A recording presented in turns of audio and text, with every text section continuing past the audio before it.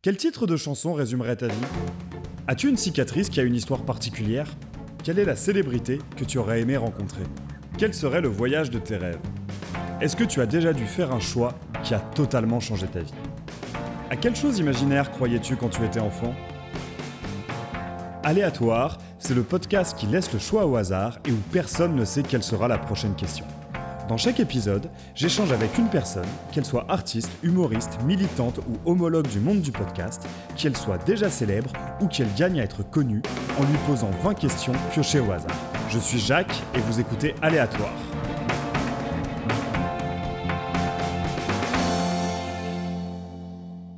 Parti. Bien bonjour à toutes et à tous, chers auditeurs et auditrices d'Aléatoire, et même bonsoir, vu l'heure à laquelle on enregistre cet épisode. Je suis très content de vous retrouver avec une personne qui m'a été recommandée par deux personnes et qui aurait pu même m'être recommandée par une troisième. Je suis donc en présence de Nicolas Di Vincenzo, c'est ça, a.k.a. Dexter. Oui. Bonsoir, qui avait été, donc, pour celles et ceux qui s'en souviennent, recommandé par Émile et par Daikel, les deux de Worst Doubt et de L'eau des nouilles, on va y revenir, et qui aurait d'ailleurs pu être recommandé par Guillaume Scaillet il n'y a pas longtemps, vu que tu le connais bien. Donc Nicolas, tu es à la fois musicien, photographe et réalisateur. Je te propose qu'on commence par la partie musique. Tu as commencé, du moins les premières traces que j'ai vues de toi, c'était en tant que guitariste de Providence. C'est ça, ouais, j'ai commencé en 2005 dans Providence, quand je suis arrivé à Paris. Je suis marseillais d'origine. Et donc j'ai commencé en 2005, c'était mon premier groupe. En fait. Ok, d'accord. Donc voilà, vraiment. Et je suis resté là, j'ai joué jusqu'en 2008 avec eux. J'ai fait une coupure d'1 an et je suis revenu en 2009 et je suis reparti en 2010. Mais voilà, ça c'est le gros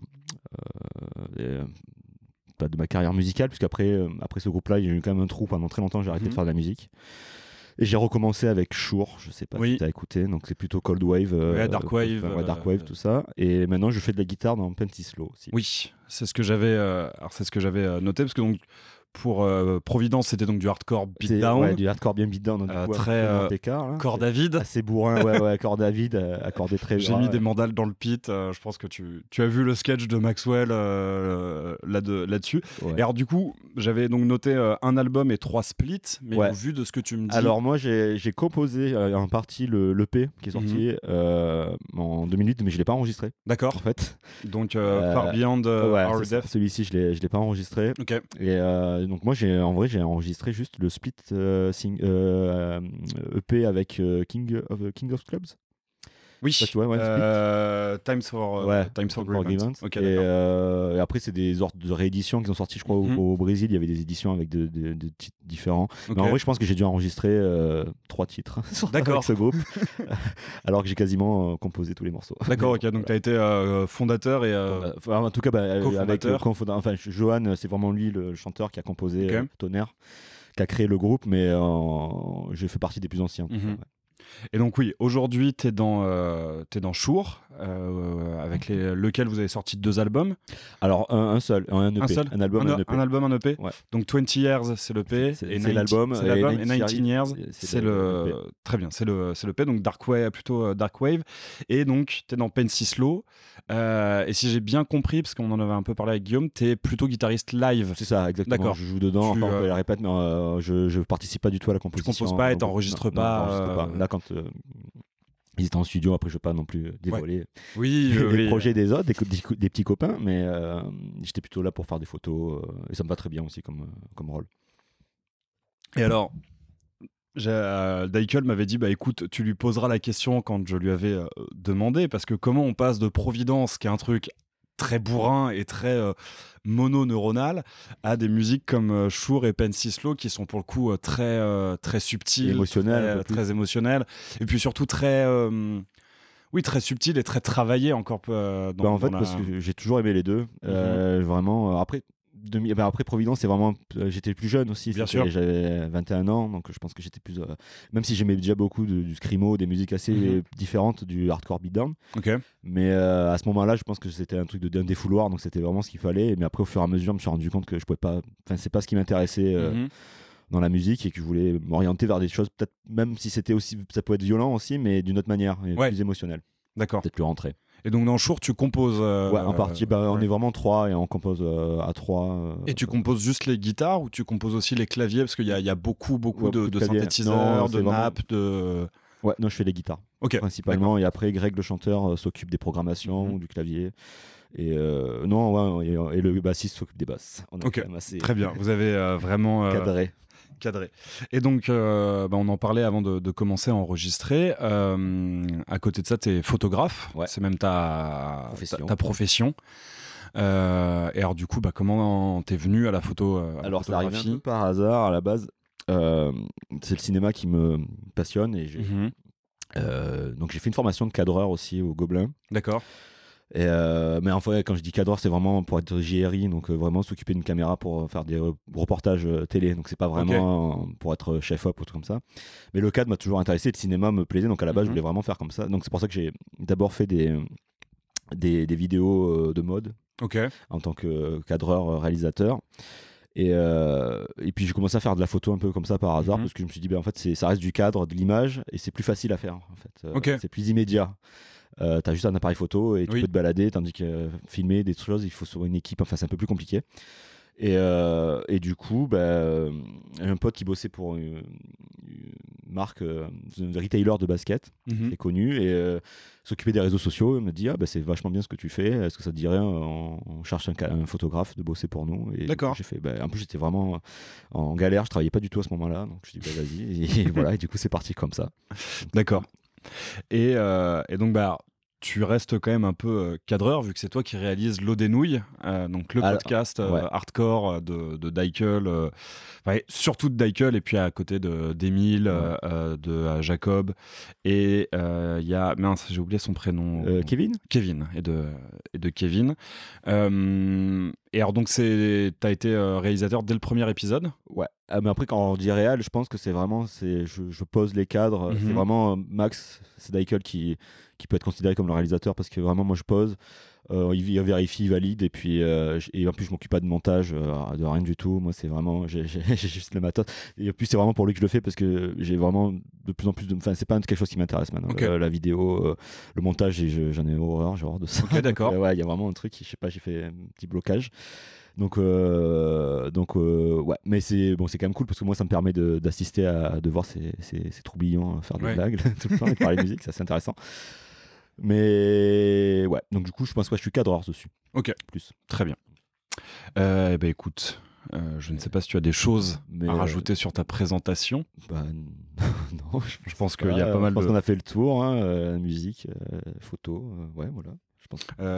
Oui, enfin non, si, attends, sur la photo et à côté de ça, t'as jamais été, t'as dû l'aide d'être photographe de groupe justement. Oui, alors par contre, oui, c'est vrai, j'oublie ça, mais oui, alors par contre ça c'est quand même le côté cool, c'est que j'ai fait des pochettes d'albums aussi pour Phantom Carriage. C'est vrai que je l'avais noté en plus. Tu as fait les Périches, les pochettes de mon groupe, enfin de Shure, ouais. Les pochettes aussi. Et donc ça c'est cool, c'est vraiment quelque chose dont j'aimerais bien continuer et creuser un peu plus, ça. Sortir, faire des trucs un peu plus artistiques et bosser même avec la musique parce que du coup ça me permettrait de coller un peu mes deux passions, quoi, donc le visuel et la musique. Donc voilà. Parce que oui, autant que je me souvienne, les pochettes de 20 Years et de l'EP de The Phantom Miscarriage, c'est pas des simples photos, enfin tu les retravailles beaucoup. Alors la photo de Phantom Carriage, pas tant que ça. C'est pour la petite anecdote, c'est Max et Daikel et Julia, sa copine, et on était chez eux, et donc je lui ai juste mis un sac de chantier rouge sur la figure, sur le visage, et c'est une photo de test en fait, cette photo qui est sortie avec un flash, et j'ai quasiment rien retouché. Il y a juste Max qui a fait du layout, donc qui a un peu peaufiné, qui a mis un peu de grain, mais la photo elle est quasiment telle quelle d'origine, quoi. Parce que donc Max a bossé dessus. Ouais. Aussi. Il a fait la typo, tout l'intérieur du livret. Et les photos, je me suis occupé des photos. Mais en vrai, on était d'ailleurs assez surpris parce qu'on a fait ça un peu. Ça allait très vite, et c'est vrai que la première photo que je leur ai envoyée au groupe, ils m'ont fait elle est très bien. On y va. D'accord. Donc, bon, c'est bien. Et donc The Phantom Miscarriage, qui est un groupe de Poitiers. De post. Je sais pas comment on peut se dire. C'était black metal, post-metal aussi. C'est mélange. C'est assez. Sur Sortrunner, ils sont sortis. Ok, d'accord. Sortrunner. Oui. Et donc je vous invite tous à écouter, c'est pas mal, mais je suis pas sûr que le groupe soit encore en activité. Mais du coup c'était vraiment ma première commande entre guillemets, parce que sinon en général je faisais des photos pour mes propres groupes, parce que j'ai oublié que entre Providence et Chour, j'ai aussi joué dans un groupe avec Clément de Pentislo qui jouait dans l'Odgies, ouais. Qui s'appelait Hallowed Ground. Et, ça me dit rien. Plus, indie pop un peu anglaise aussi, un peu à la Oasis aussi. Enfin, on se voulait un peu à la Oasis. Et ça, on a fait 2 EP. Donc voilà. Mais et du coup, j'ai fait des pochettes pour ça aussi. D'accord, ok. Donc, ouais. Et t'as bossé aussi pour peut-être des médias ou pour faire de la photo pro? Alors pour faire de la photo, non. Ma première publication, je pense pro, c'est Pentislo dans New Noise. Mais c'est pour eux en fait à la base que j'ai fait de la photo. Mais en fait, je démarche pas. C'est quelque chose dans les gens que je dois plus travailler, je pense, à l'avenir. C'est déjà, t'as peut-être dû le voir, je suis pas très visible sur les réseaux, enfin on voit pas trop d'infos, je communique pas beaucoup et je démarche pas beaucoup non plus. Alors, au début j'avais de la chance que certaines personnes peuvent venir me chercher, mais en fait je sais que c'est assez limité, et puis moi donc au bout d'un moment il faudrait que je me bouge un peu les fesses. Et donc non, j'ai pas eu de publication en vidéo à part être commission. Si alors non, attends, je me perds. J'ai bossé pour une agence, mais pour des trucs de communication, mais c'est pas du tout, ça n'a pas été publié, donc voilà. D'accord, très bien. Donc, voilà. Bon bah écoute, on va faire un premier tour. Alors, quelle sera la première question? Écoute, c'est un peu lié à ce avec quoi on vient de finir ta présentation. Demandes-tu facilement de l'aide? Non, pas trop, justement. Ouais, c'est ça. Enfin, de l'aide, ça dépend dans quel sens. De l'aide dans ma vie de tous les jours, enfin, personnel, si ça va pas. Pas trop non plus, je pense. Mais non, c'est sûr que dans le boulot, j'ai toujours une gêne, je pense, comment dire, d'avoir peur de de déranger les gens aussi, et qu'ils ont d'autres choses à faire de plus intéressant, de mieux, et donc du coup pas trop. Mais maintenant ça va un peu mieux. Je sais que sur ma vie perso, j'hésite pas maintenant, quand ça va pas trop, des fois d'en parler à des amis et de le dire, donc ça c'est déjà un peu mieux. Mais voilà. Je pense que c'est tout ce que je vais dire. Ah bah écoute, celle-ci elle sort pas souvent, et je pense que tu es une des personnes idéales à qui l'a posée. Si tu pouvais réaliser un documentaire, sur quoi porterait-il?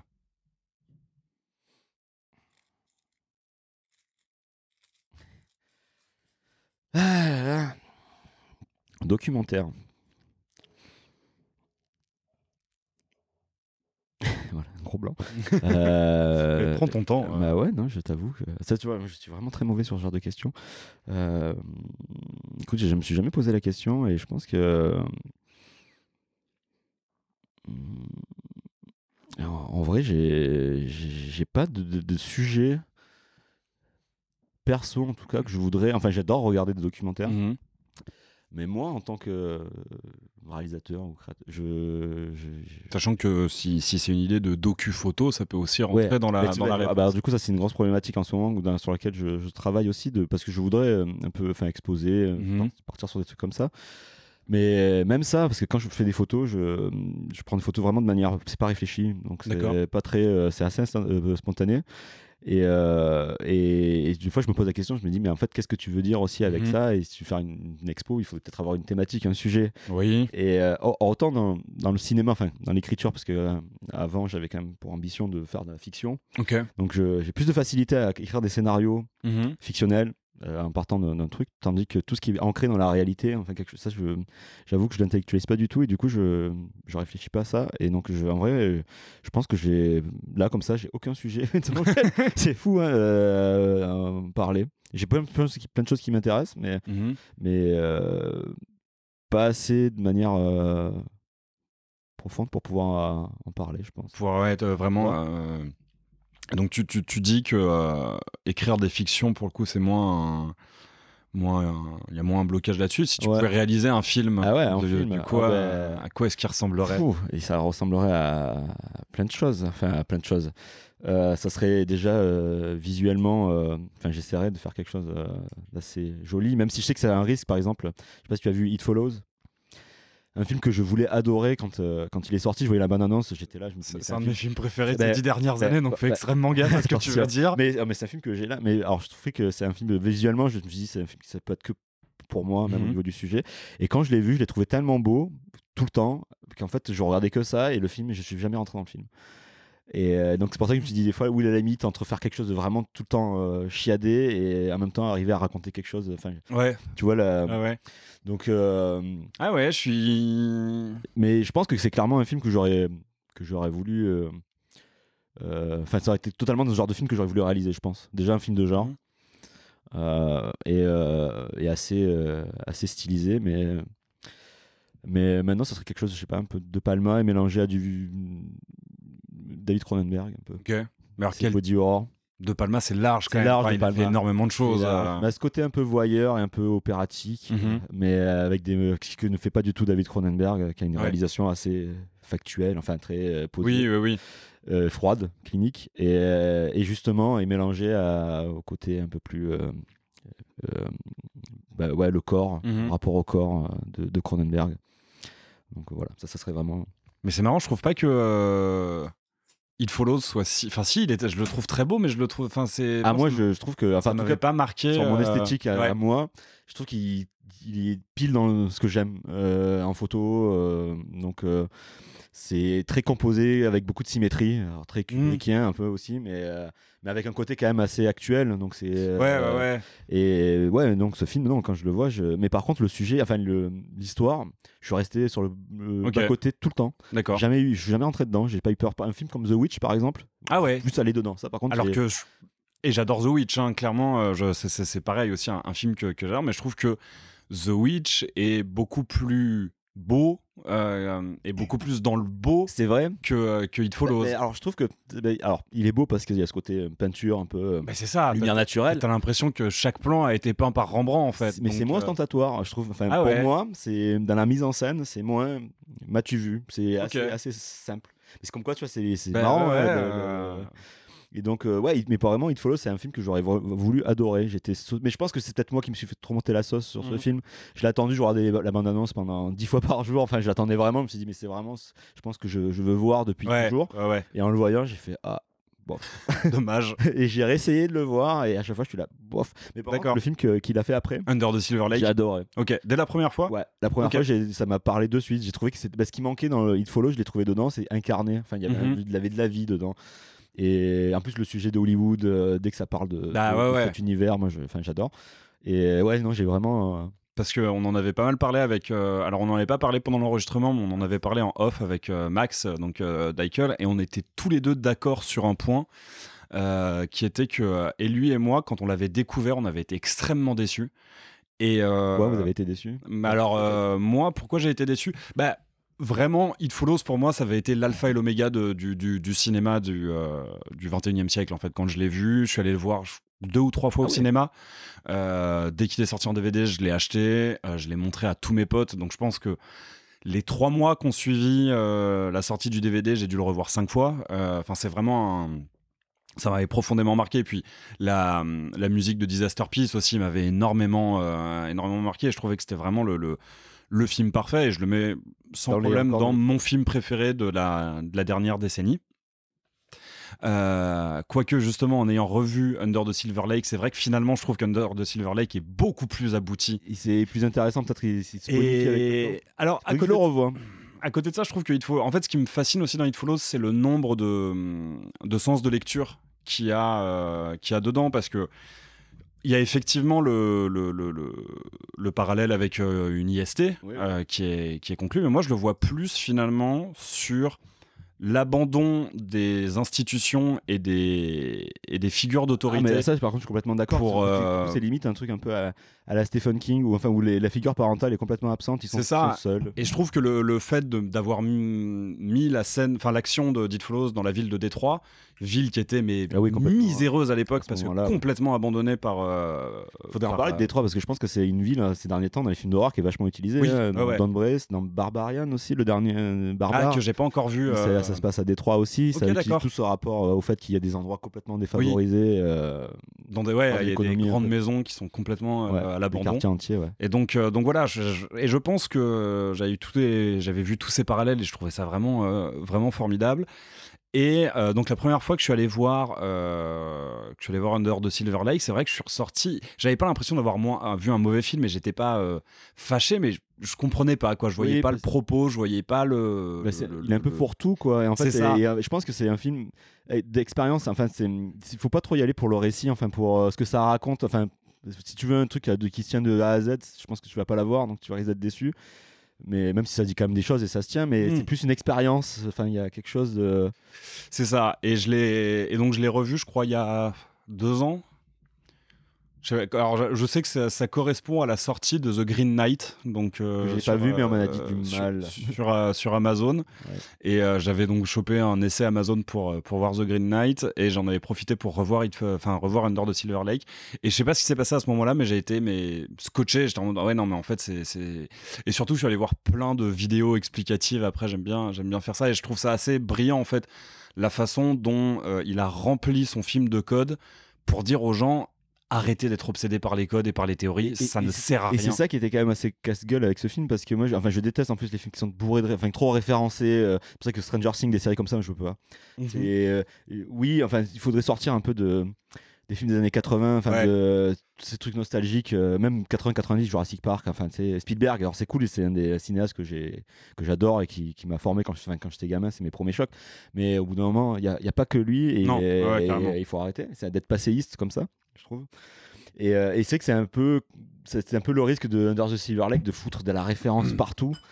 Mais il le fait plutôt bien, je trouve ça, parce que c'est pop, mais je sais pas. Mais il le fait de manière assez subtile. Je sais pas, est-ce que tu as vu un film qui s'appelle The Endless, assez Lovecraftien, avec 2 frères qui retournent. C'est un petit film indépendant américain. 2 frères qui retournent dans une secte dans laquelle ils ont habité, parce que en gros il y a quand même un attachement, ils veulent revoir ces gens-là. Et j'avais eu la chance, il avait été diffusé au PIF, j'avais été accrédité, donc j'avais pu interviewer les 2 réalisateurs. Et justement, il y avait un côté aussi très nostalgique et très vintage dans ce film. Mais on avait parlé pas mal. C'était au moment où It, la deuxième adaptation. Ouais, la deuxième adaptation. Le premier venait de sortir. Et on avait parlé de Stranger Things, de Hit, tout ça, et en fait on disait que c'était de la nostalgie batte de baseball. Mais c'est ça, on te l'a mis au forceps. C'est ça, c'est que on te met un poster de E.T. En plus c'est vraiment pas fin. Mais même Didier Abrams dans Super 8, je sais pas si tu vois. Non, je l'ai pas pareil. En fait c'est des films, ça c'était censé toucher la corde sensible parce que ça reprenait des codes, mais sauf que c'est même pas ça reprend des codes, c'est que ça te remet quasiment même des scènes entières, de certains films, c'est des mashups de films, des patchwork. T'es là. Pas forcément intéressant, quoi. C'est tellement oui, c'est ça, c'est tellement vieux, ça t'attrape par le col, et ça te gueule au visage. Tu l'as vu ma référence, tu l'as vu ma grosse référence. Et je pense que c'est pour ça que Under the Silver Lake effectivement marche aussi bien, c'est que lui il est en mode on verra si tu le captes. C'est ça, parce qu'en plus c'est un peu plus subtil que ça. Mais je pense qu'en plus il y a tous il y a pas mal de, moi je le rapproche un peu à Kaboom, je sais pas si tu vois, de Greg Araki. Non, je l'ai pas vu. C'est toujours avec des trucs de secte un peu post-apocalyptique, et même Richard Kelly au final, Donnie Darko, dans ce côté un peu je sais pas trop où je vais aller, mais pour moi c'est référencé, mais c'est pas ça a quand même des choses à dire, et c'est pas juste du fan service pour dire vous avez vu, j'ai mis des petits garçons en vélo, ça rappelle E.T., c'est charmé. Ça rappelle E.T., ça rappelle Stand By Me, et mais en fait ils ont oublié de faire des films. Hit, je sais pas ce que t'en as pensé, moi j'ai trouvé ça très mauvais en fait, c'est presque c'est du porno d'horreur. Non, mais parce que toutes les scènes sont découpées, t'as une scène d'horreur tous les quarts d'heure un peu. C'est vrai, ouais. Et il n'y a pas vraiment de construction. Le film dure 2h30. Mais les deux films durent 2h30 un peu dans le genre. C'est interminable et en même temps ça raconte que dalle, donc je sais pas. Moi je suis un peu mitigé parce que c'est des films où je dirais pas que je suis fan, mais que j'aime bien revoir de temps en temps. Oui. Là où par exemple j'ai jamais essayé de regarder Stranger Things parce que je sais que je vais détester et que ça va me gonfler, surtout que personnellement j'ai aucune fascination pour les années 80. Je suis beaucoup plus fasciné par les années 60 et 70 que par les années 80, mais en fait je trouve que les hits c'est plein de bonnes idées qui mises ensemble font des mauvais films. Alors ça par contre voilà, je suis d'accord, c'est pour ça que c'est pas des films non plus c'est pas des bons films, mais c'est pas des films où tu peux les regarder. Moi, si je tombe dessus, ou c'est pas. Même si le 2, je trouve quand même qu'il est dur en affaire. Il est quand même long. Le 2 est vraiment dur. La structure est dure. Le premier, ça va. Enfin, ça glisse, mais c'est pas. Le 2, ils ont mieux réussi la bande-annonce que le. Que le film. Et le casting le casting est bon. Même si tu sais pas trop ce qui McAvoy avec Bill Hader de Saturday Night Live foot là. Enfin bon. Mais ouais. Mais je sais pas si c'était bien sûr, mais je crois que même dans le roman et même dans la version de 90, c'était déjà pas la partie la plus intéressante avec les adultes. La partie adulte,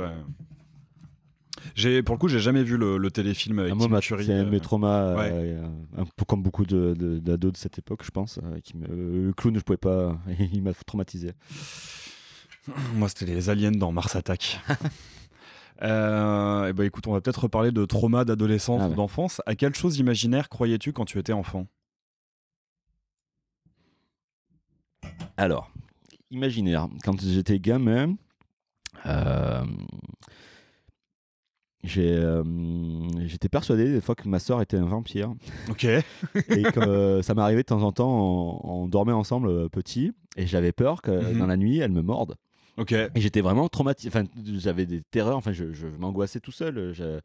Je me faisais monter la sauce, la pression dans la tête. Mais après, c'est parce que j'ai vu des films d'horreur. Alors ça, c'était bien parce que c'est une bonne chose parce que c'est ce qui m'a donné envie ce qui m'a intéressé au cinéma. Mais en même temps, je pense que mes parents se sont pas rendus compte des films qui m'ont laissé voir quand j'étais enfant.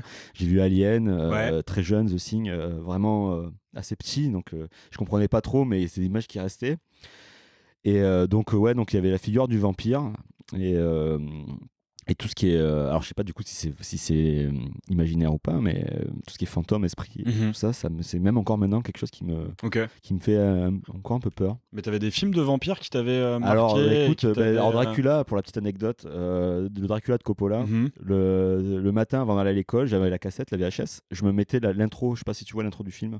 C'est alors oui, bien sûr, oui, avec les petites ombres chinoises, tout ça. C'est ça, qui part combattre contre les Turcs, il les empale, tout ça. Et je trouve elle est super belle, la musique, elle est folle et tout. Oui. Et sauf que le matin, je me mettais ça avant d'aller à l'école. Donc c'est vrai, mais vraiment, en plus j'ai un côté un peu monomaniaque, obsessionnel, et du coup j'étais vraiment fasciné par cette scène-là. Mais en vrai, voilà, donc je bouffais des images violentes, mais sauf qu'en fait ça restait, et ça me faisait quand même des trucs après. Donc je pense que j'étais moins fort que je pensais, et du coup donc il y a ça, Entretien avec un vampire, que j'avais quand même. Mais pourtant c'est pas non plus des figures ultra violentes, parce qu'en plus c'est des figures romantiques. Oui. Mais je sais pas pourquoi j'avais ce truc là où je t'ai dit, et les fantômes. Ok. Mais après, j'ai pas eu de monstre sous le lit. Sous le lit, si. T'as pas eu de Babadook. Voilà, mais après, mais c'était pas quelque chose de vraiment. Comment dire, concret. Enfin, c'est pas vraiment un personnage, un monstre vraiment concret sorti d'un truc, quoi. Mais c'est plus. Moi, c'est l'inconnu, ce qui me fait peur, en fait. Okay, et d'accord. le fait de pas voir, et je sais pas, du coup, c'est pour ça que je vais plus avoir peur sur un truc lié aux esprits qu'un film sur un serial killer. Ok, d'accord. Alors que je sais que pourtant, les humains sont quand même très méchants. Enfin, c'est plus de chances d'avoir des problèmes avec des humains qu'avec des fantômes, quoi. Mais ouais, c'est quelque chose qui me terrorise. Oui, c'est vrai, on en parlait pas mal. On en a parlé pas mal. Si t'as écouté l'épisode avec Guillaume, ou à toute la fin sur les monstres, on revient sur le fait alors que les humains, nous, on est très fort pour ça. On n'a pas besoin d'avoir un esprit supérieur pour faire des saloperies. En réécoutant l'épisode, ça m'avait fait penser à un film que j'ai vu pendant le confinement, qui est Golden Gloves de Fatih Akim. Je sais pas si tu l'as vu. qui est... Ah, mais j'en ai entendu parler, apparemment c'est quand même très très glauque. C'est atroce. Je pense pas que tout le monde devrait voir ce film et ne puisse voir ce film. C'est d'une violence inouïe, c'est glauque au possible. Mais c'était intéressant quand même, parce mais à côté de ça, c'est magnifique. Parce qu'après la violence, je sais que par exemple Serbian Film, moi j'ai trouvé ça nul à chier. Il y a aucun propos, c'est filmé comme un clip, en fait c'est super vulgose, mais soi-disant ça veut dénoncer, mais tu as dénoncé quoi? C'est juste gratos, quoi. Non, pour le coup, Golden Globes. En plus, le truc, c'est que Fatih Akin, à la base, c'est pas du tout un réalisateur de films de genre ou un réalisateur de films violents. Moi, j'ai vu un seul de ses autres films qui s'appelle Soul Kitchen, qui est plutôt une comédie feel good sur un mec qui galère avec son restaurant et tout, qui est très chouette. Et il a aussi fait je crois un film sur la communauté turque en Allemagne, vu que c'est un réalisateur allemand d'origine turque. Et donc je pense que déjà ça, quand il s'attaque à un sujet glauque, il y a une réflexion derrière. C'est ça, il y a une réflexion cinématographique. Et donc en fait c'est visuellement magnifique si on aime les choses qui grouillent. Mais genre littéralement la pellicule grouille. Et donc je recommande vraiment de voir ce film. Pour les personnes qui, je sais... parce que c'est pour un public averti. C'est ça, c'est vraiment pour un public averti. Et là, c'est même plus tellement une question d'âge. Je pense que... Non, c'est ce que tu es capable de supporter. Mais après, c'est normal. Mais après, est-ce que... je sais qu'il y a des gens qui aiment bien être... mais Guillaume en parlait justement aussi. Voir aller au cinéma pour être secoué aussi un peu. Est-ce que ça peut être intéressant, mais des fois... est-ce que ça en est vraiment obligé de subir des trucs atroces, quoi? Et alors du coup le film d'esprit ou de fantôme qui t'a le plus marqué, Poltergeist. Poltergeist, ouais. Alors qu'en vrai, je revois, c'est un bon film, hein, mais c'est de Toby Hooper. C'est Toby, c'est Toby Hooper. Slash Spielberg. C'est ça, c'est produit par Spielberg, écrit, mais on dit qu'il réalisait E.T. à ce moment-là, Spielberg, mais il était vachement sur le plateau. Et c'est quand tu vois le film, c'est quand même assez proche de la mise en scène de Spielberg plus que Toby Hooper. Oui, on est plus proche effectivement d'E.T. que de Massacre à la tronçonneuse. Ah ouais, c'est ça. Mais c'est un film qui m'avait marqué, parce qu'il y a des scènes mine de rien qui sont quand même assez violentes aussi, où un gars fait une hallucination devant un miroir, il s'arrache la peau du visage, c'est assez violent. Et et puis je sais pas, tout le rapport à l'au-delà, où la petite elle parle à la télé, donc ça m'avait un peu marqué, donc voilà. Quelle est la chose la plus folle que tu aies faite par amour? Rien. Ah ouais, ça va être rapide. Je pense que par amour, quitter la personne. D'accord. Voilà. Parce que je sais que c'était pas forcément ce qu'il fallait, et on se faisait pas du bien, donc il fallait arrêter. Très bien. Alors, te détaches-tu facilement du physique pour connaître quelqu'un? Oui, alors je vais pas dire que le physique n'est pas son importance quand même, parce que tu es toujours attiré parce que tu vois en premier, je pense, par le visuellement. Mais après, par contre, c'est vraiment pas un critère absolu, et je trouve que justement, que quelqu'un qui va être intéressant à mes yeux va être de plus en plus belle, ou même beau, parce que ça peut marcher dans les deux sens, même au niveau de l'amitié, les gens sont intéressants, et donc voilà, c'est vraiment pas un critère. C'était quoi déjà la question? C'est te détaches-tu facilement du physique pour connaître quelqu'un? Donc ça concerne aussi l'amitié, pas forcément que le sentimental. Après, je pense que oui, on est des fois attiré par des choses qu'on va trouver intéressantes visuellement aussi, sans forcément après être snob, après de dire non, mais ça peut jouer, et du coup même dans l'amitié, parce que du coup je pense qu'on peut se rapprocher. Moi je pense que les amis que j'ai, je les trouve beaux aussi, tu vois, il y a un truc, mais voilà.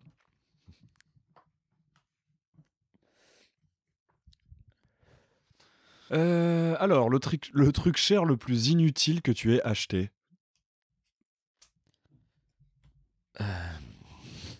Une télé qui est derrière toi. Inutile, c'est pas inutile puisque je joue beaucoup et je regarde des films quand même, donc oui, sans ça serait compliqué. Inutile. En vrai, je suis pas trop consommateur, j'achète pas beaucoup de conneries. Mes plus gros achats, j'ai acheté un appareil photo quand j'en ai eu besoin. Bon, une voiture, même si on peut dire que c'est pas forcément utile en vrai à Paris, mais Mais ça dépend si tu dois bouger souvent loin de Paris. Et puis je prends pas les transports, j'ai des angoisses liées aux transports, donc je ne prends pas les transports, même si je ne me déplace pas tout le temps en voiture, mais bon voilà, j'ai quand même un peu besoin. Mais après, que ce soit même dans les fringues, même quand des rentrées d'argent intéressantes, j'en ai pas profité pour m'acheter une connerie une paire de baskets à 1000 balles ou même Prada. Non, alors après je vais te dire peut-être mais c'est pas inutile, mais la bouffe des fois, les restos, je fais un resto gastro, c'est cool, c'est cher, pour après t'en as c'est pas t'en retiens rien enfin si, ça retient quelque chose parce que c'est quand même agréable de bien manger, mais ça reste pas, tu vois, c'est ça que je veux dire. Et en tant que musicien, guitariste, tu t'es jamais retrouvé à acheter du matos que finalement t'as pas du tout utilisé Alors, je suis gaucher en plus, il faut savoir. Pour les guitares, c'est un peu plus chiant. Oui. Je pense que tu vas avoir des moins de bonne gamme et plus cher. C'est plus rare du coup pour trouver. Mais je dois avoir trois guitares, dont 2 vraiment, une Telecaster et une Jazzmaster. Mais encore, c'est des entrées, c'est même pas des guitares à 3000 balles, quoi. C'est pas des custom machin. Et pour les pédales, j'ai un peu. Je craque mon slip, mais c'est quand même pour que ça serve à quelque chose. Donc j'ai vraiment pas trop d'achats. Je t'ai jamais, parce que c'est un peu au pédale effectivement que je pensais. Parce qu'il peut y avoir vraiment. T'achètes un truc après avoir vu une vidéo et finalement tu ça, et en fait jamais. Pas. Alors mais du coup je réfléchis parce que je pense que ça a dû quand même m'arriver sur des trucs où j'ai presque regretté. Tu prends sans vraiment regarder, que tu as vraiment l'utilité, et puis mais les pédales, non, ça va, mais en fait au final je vais quand même regarder la télé parce que je trouve qu'elle est beaucoup trop grande. J'ai pas vérifié la taille en la prenant, et je me suis retrouvé avec une télé beaucoup trop grande pour chez moi, et j'étais là, bon, c'est quand même peut-être un peu inutile d'avoir ça, quoi. Donc voilà, mais ça faisait partie, je pense, un peu de l'achat parce qu'il y avait la PlayStation 5, et je voulais avoir le truc, et je me suis dit bon, il faut, et donc ça c'était un peu un achat pas très réfléchi, un peu con, mais sinon non, j'ai pas trop, je suis quand même assez pas trop. Elle est tellement grande que quand tu regardes un film, tu ne peux voir que des détails du film. Exactement. Tu peux pas voir l'image dans son ensemble. C'est ça, t'es obligé de regarder à chaque fois chaque coin. Ce qui peut marcher pour un film d'Ozu, mais beaucoup moins pour un film de Baz Luhrmann. C'est ça. Ah, où tu t'en prends plein la gueule, tu vomis, tu fais une crise d'épilepsie, puis c'est fini, tu t'en vas. Quel est ton premier souvenir? Vache. J'ai des souvenirs de quand j'étais petit, quoi. Mais je pourrais pas mettre ça dans un ordre. Je pourrais pas te dire de manière chronologique lequel est le premier. Parce qu'en plus, des fois, t'as ce que tes parents te racontent aussi. Bien sûr. Et donc, ça a tendance à se mélanger. Et toi, te créer un peu même tes propres souvenirs à toi. Faut pas déjà pas trop faire confiance parce que souvent, t'as tendance un peu à les modifier. Donc, premier souvenir, non, j'ai.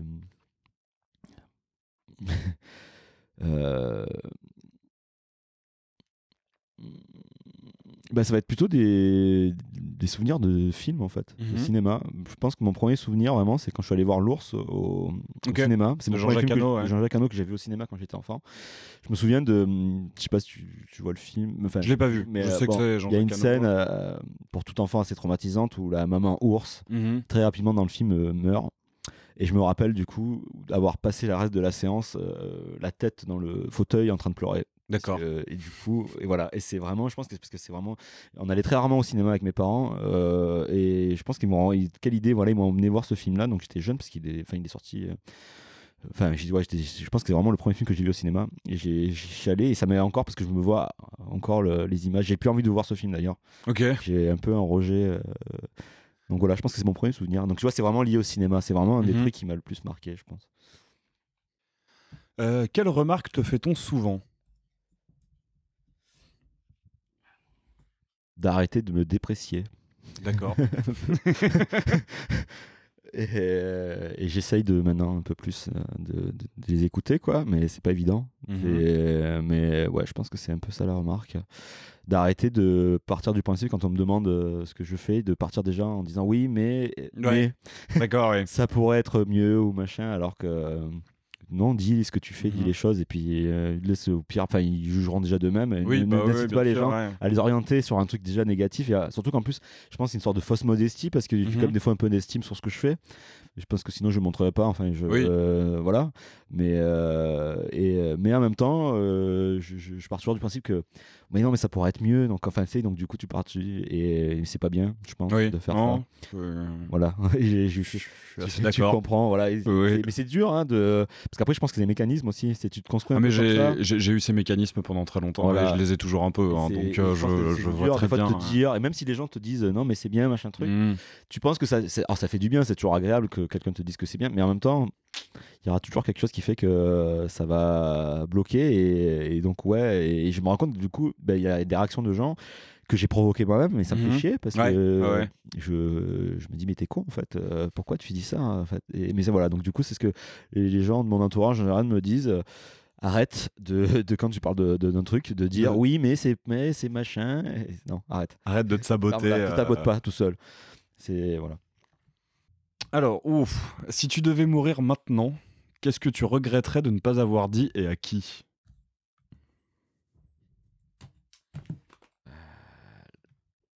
Bon, ça va être un peu classique, mais qu'à mes parents, que je les aime et que ils ont fait du mieux qu'ils ont pu. Oh, ok. Et que je leur en veux pas, que c'est dur, j'imagine, d'être parent, quoi. Oui. Mais ça, d'ailleurs, c'est vraiment une question qui me trotte de plus en plus. En vieillissant, les parents vieillissent. Mon père a eu un infarctus. Enfin, ça va, il est encore là, ça va, mais forcément, le temps passe. Et comme j'habite pas, je les vois pas souvent. Ils habitent à Marseille, moi, je suis à Paris. Et c'est quelque chose qui me trauma un peu, enfin qui m'angoisse, où j'ai peur en fait, on sait jamais ce qui peut arriver, et de pas avoir eu le temps, alors que je pense que ça sert à rien parce que je fais ce que je dois faire, enfin quand je les vois, j'ai pas forcément, mais j'ai toujours cette peur du regret de dire merde, est-ce que j'ai pas assez profité, tu vois. J'imagine assez bien effectivement cette peur du regret. Ça. Et après, quand j'y vais, j'oublie totalement et les travers reviennent et je dispute et puis j'ai envie de repartir et de plus les voir, quoi. Classique. Les parents, quoi. Quel pays t'a le plus marqué dans tes voyages ?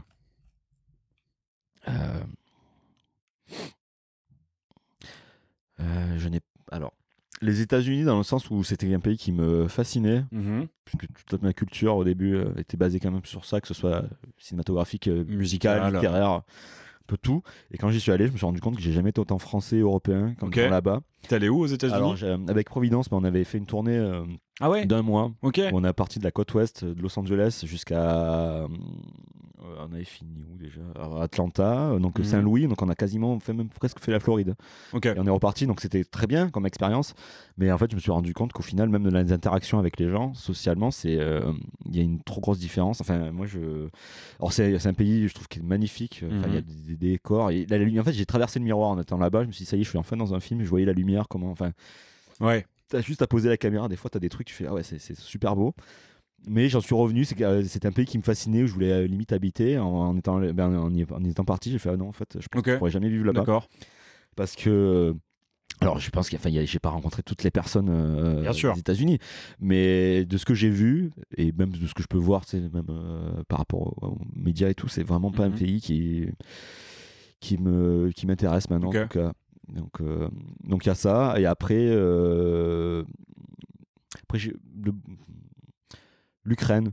Mais alors, c'est parti pour faire un clip et des photos, et c'est quelque chose avec Providence aussi. Non, avec mon groupe À l'autre grande. Donc j'étais parti avec le chanteur, et j'adore le brutalisme, enfin vraiment, et pour moi c'était un peu aller là-bas, mais du coup un peu comme les banlieues en France, où j'aime beaucoup les bars, c'est assez beau visuellement, mais j'oublie pas qu'il y a des gens qui y vivent, et j'ai pas envie de partir en mode safari, enfin dans le trauma-port. C'est toujours un peu, voilà, exactement, c'est toujours un peu une question que je me pose à chaque fois quand je fais des trucs comme ça, parce que j'ai pas envie de profiter, parce qu'il y a des gens qui vivent dedans. Alors après, je dis pas, ils vivent très bien, parce que justement en Ukraine, c'est là à Kiev, où j'étais parti dans des genres de cités, de grandes banlieues, donc c'est énorme, avec des grandes barres de bâtiments.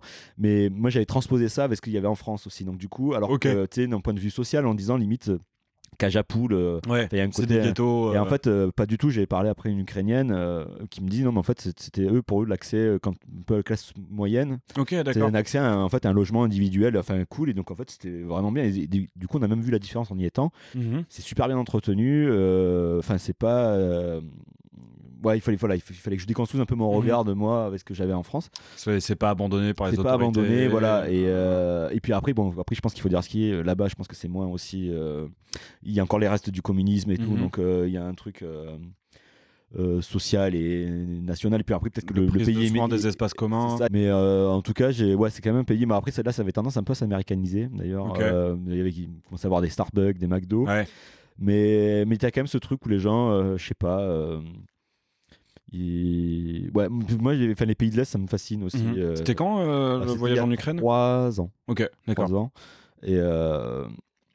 Et ouais, ils ont ce côté, tu sens que la vie, c'était pas évident, mais en même temps, je sais pas. Enfin ouais, mais du coup là, je suis plus maintenant intéressé pour aller dans ces pays-là plutôt que l'Amérique, quoi. Ok. Parce que donc les États-Unis, tu y es jamais retourné? J'étais retourné pour Hightower, je sais pas si tu vois, un groupe de punk rock.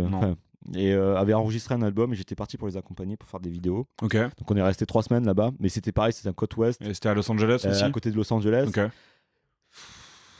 C'est marrant, mais c'est en vrai, je sais pas. Après, je sais pas. Après Los Angeles, tu vois, par exemple, la littérature, Bret Easton Ellis, tout ça, j'aime beaucoup l'univers. En fait, c'est une ville qui me fascine. Pour le coup, Los Angeles, pas forcément le reste des États-Unis, mais Los Angeles, c'est une ville qui est un peu intéressante parce qu'elle est pleine, je pense, de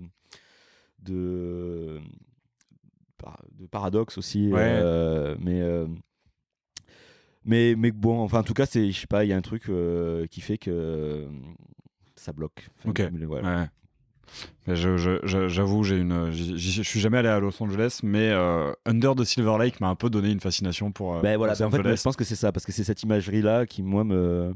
Et pourtant, j'ai des potes qui sont allés récemment et qui m'ont dit, mais c'est horrible. Mais c'est horrible. Tu peux rien faire sans. C'est super grand. T'as pas la voiture, parce qu'en fait, c'est pas une ville qui est quadrillée, enfin, avec un centre. Enfin, il y a un centre, mais si t'as pas une voiture, tu peux pas aller te balader. Déjà, il faut que tu ailles à un endroit précis pour quelque chose de précis. Enfin, en tout cas, c'est l'impression que j'avais eue. Et puis bon, les gens, apparemment, c'est une ville, c'est super dur, hein, donc tout le monde y va pour réussir, machin. Tu peux être, c'est immense. Si tu réussis pas, tu peux être seul. Enfin, je pense que ça doit être affreux comme ville. Mais en même temps, je sais pas, il y a quelque chose, il y a une énergie, un truc qui est quand même assez fascinant. Il y a un truc un peu mystique quand même. Ouais, c'est ça, je pense. Et puis pareil, je sais pas si t'as lu Hollywood Babylon de Kenneth Anger. Ben voilà, tu vois, moi, c'est vraiment ça. Qui participe aussi à la fascination que tu peux avoir pour Hollywood et pour. C'est Hollywood qui est quand même, tu sens, qui est quand même dégueulasse. Mais c'est ça en fait. Broie les gens. Mais surtout, quand tu lis ces trucs et quand tu vois des films comme Under the Silver Lake, tu sens qu'il y a quelque chose derrière en fait. Il n'y a pas juste les studios et juste les films. Non, c'est ça. Neon Demon aussi, il avait fait aussi un peu de. Je l'ai pas vu encore. Alors, c'est pas mon préféré, mais ça traite quand même de ce sujet-là. Du coup, il parle de vampires aussi, enfin, pas spoiler, mais sur ce rapport, parce que je pense que ça vampirise beaucoup la soif de réussite. Mais ouais, il y a quand même une aura dans cette ville, je pense, qui est quand même particulière, mais que tu retrouves que dans cette ville-là. Même New York.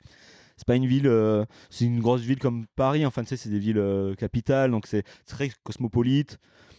Ouais, c'est sympa, mais je sais pas, c'est quelque chose. Je pense que c'est une fascination qui est très différente, mais je trouve que.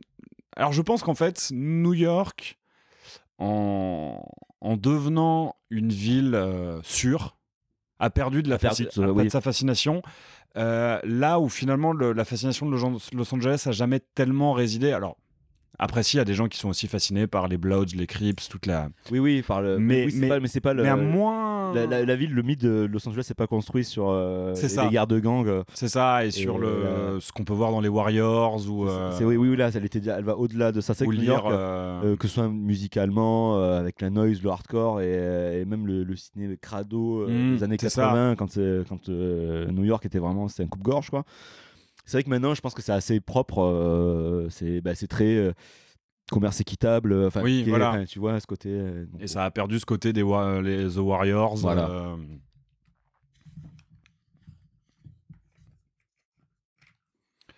Alors, quelle innovation technologique aimerais-tu voir inventée?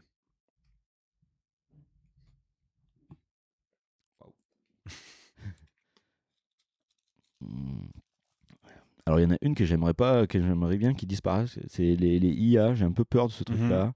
Je vois que ça apparaît de plus en plus, même du coup en tant que photographe. Je me dis après, j'ai une conversation avec une copine qui me disait, je pense pas que les artistes vont être voués à disparaître. C'est là où on est en train de tester quelque chose, mais en vrai, il n'y a pas eu forcément encore d'utilité pratique. Il n'y a pas une IA qui a créé une œuvre d'art où ça a été vraiment exposé avec de la valeur marchande, enfin un truc. Mais c'est quand même quelque chose qui me fait peur. Après, du coup, créer une technologie.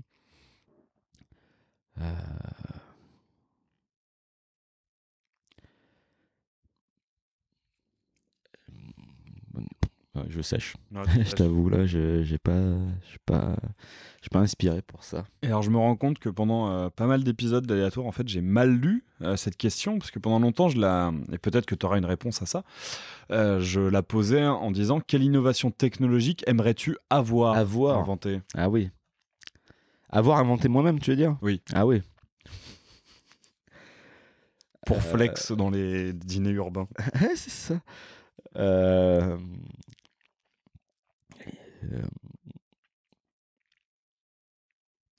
Bah, tu vois, toujours pas, quoi. Je pourrais te dire quelque chose lié un peu à... un truc lié au bien-être, enfin, je sais pas, quelque chose qui pourrait être... Après, on va te dire, c'est les anxiolytiques existent déjà, mais enfin, quelque chose un peu qui pourrait apaiser... Enfin, je vois un truc par rapport, lié un peu à un truc lié aux angoisses, quoi, qui pourrait...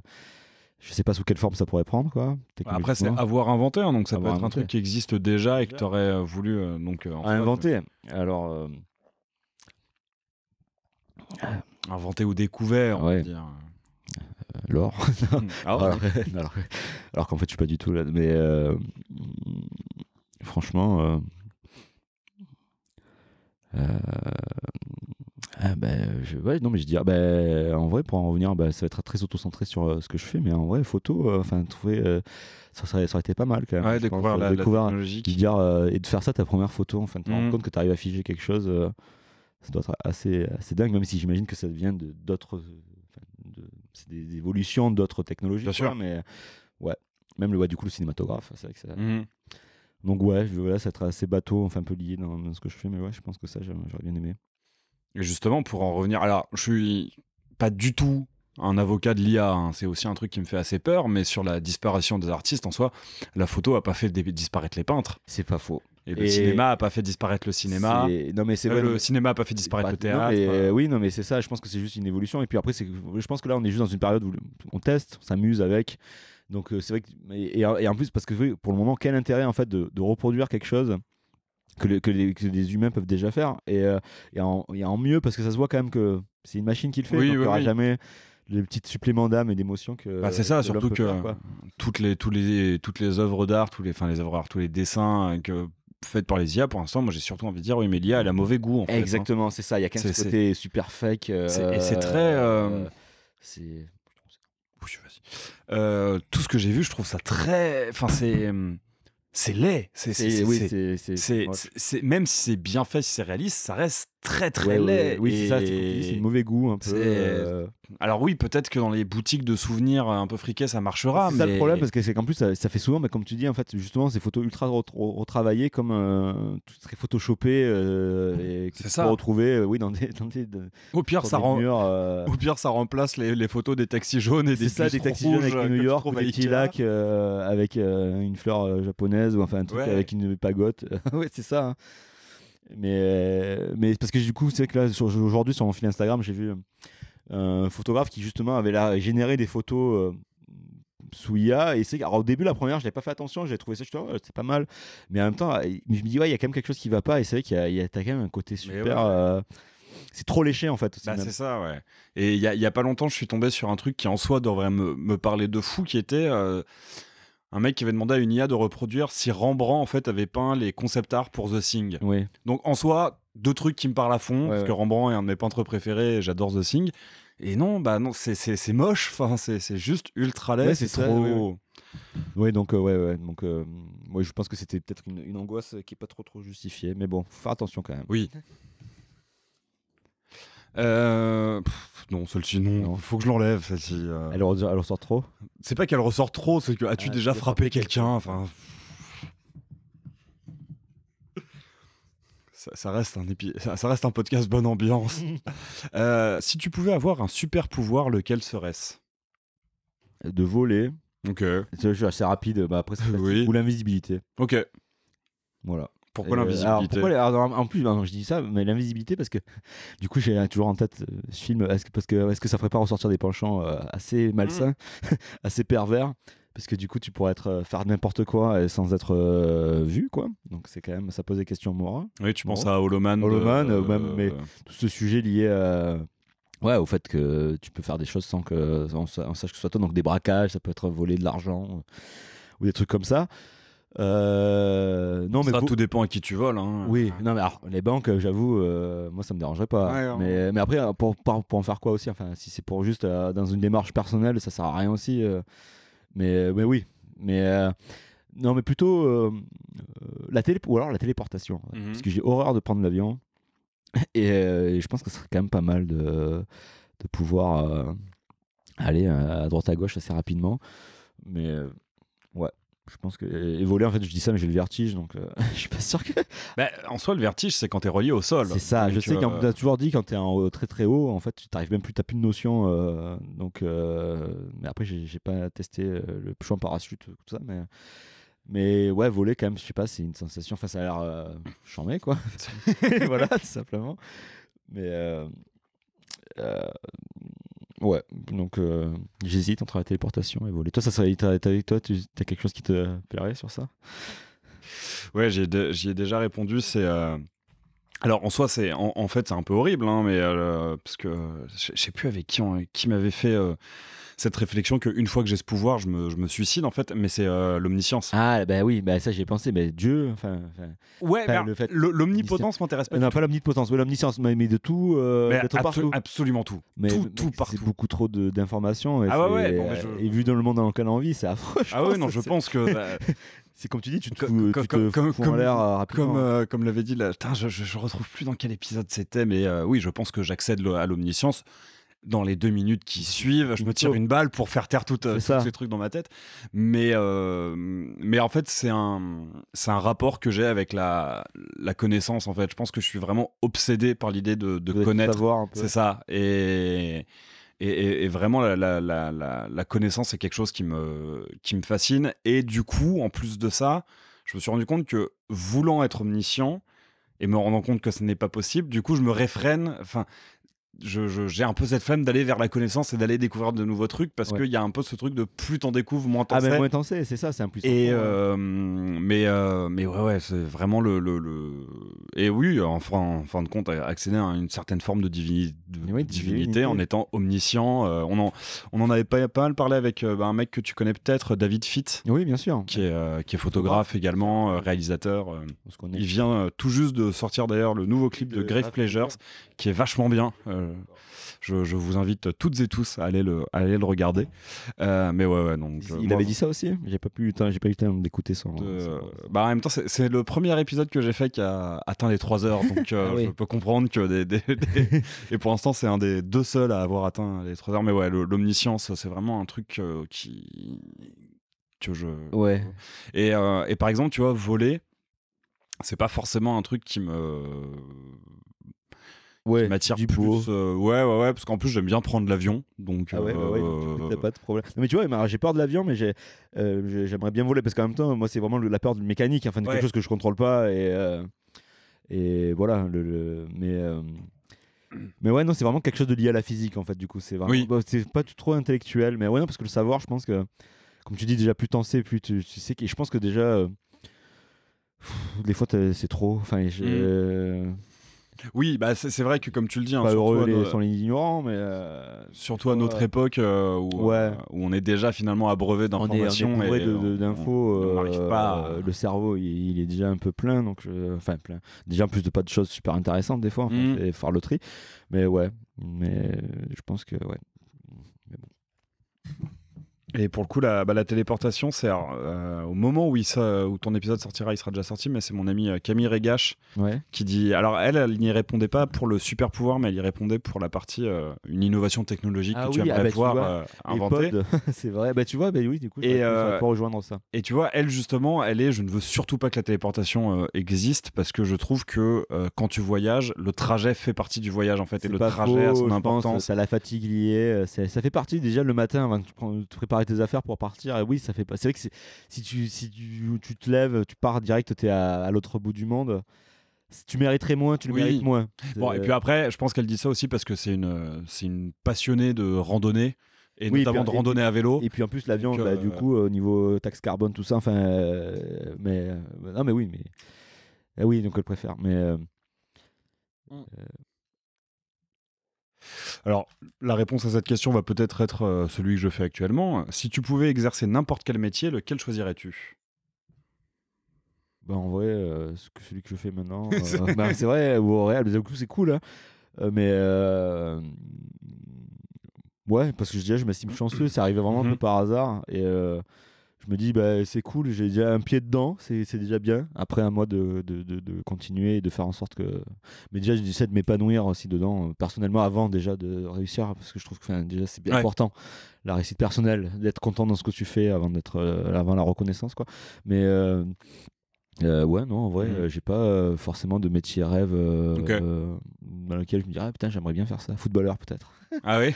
Non, alors, je sais pas, je me suis découvert une passion ces derniers temps. Alors qu'en fait, je pense que c'est un milieu affreux. Alors que ce soit avec les agents, enfin, déjà, t'es une machine, t'es un objet, quoi. Enfin, complètement, ouais. Alors, bon, même s'ils gagnent des millions, mais on va pas parler d'esclavage, parce que c'est quand même abusé, mais c'est quand même juste c'est une matière financière. C'est juste. Bien sûr, ouais. Donc, ça, c'est quand même pas ouf. Mais c'est quand même quelque chose qui me fascine, en fait. Le côté sportif de haut niveau. Mais plus, du coup, pas forcément pour le côté gagner de l'argent, mais plus pour le côté. J'ai déjà fait des rêves où je jouais pour l'OM, qui est mon club de cœur, que je supporte, où j'étais dans l'équipe, quoi.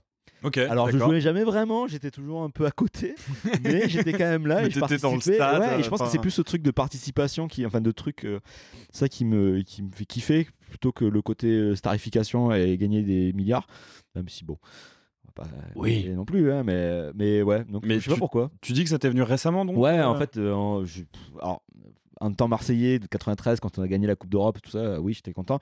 Mais c'est vraiment pas, le foot, c'est pas quelque chose qui m'intéressait. Et en 2014, alors déjà, peut-être c'est un lié peut-être Marseille me manquait, je sais pas. Il y a Bielsa, un entraîneur argentin qui est venu au club, qui a changé un peu la manière de jouer. C'était vachement intéressant et je sais pas pourquoi. J'ai commencé à regarder les matchs. Et comme tout ce que je fais, j'ai un côté monomaniaque et obsessionnel. Et du coup, ça a commencé à m'intéresser. J'ai commencé à lire plein de choses et à lire des forums, machin. Et ouais, du coup, maintenant, c'est revenu. Et donc toutes les semaines je vais regarder les matchs du club. Ça peut me plomber un week-end si on a perdu. Là, je dis donc voilà, mais oui, mais ça c'est tous les supporters de foot, mais par contre je supporte, mais je suis pas non plus dans le mais je supporte dans le sens premier du terme, je pense. C'est quand ils gagnent, quand ils perdent, mais j'ai vraiment pas ce truc. Par contre, ça qui me dérange aussi dans le foot, c'est ce côté de mauvaise foi et d'écraser les autres. Et ça, je trouve ça vraiment mauvais. Alors j'ai des potes qui sont qui sont supporters de Paris, et c'est très bien, on peut regarder des matchs ensemble. On va même pas forcément se charrier, on va être content pour l'autre, mais parce que ça, c'est vraiment un côté dans le foot qui me débecte.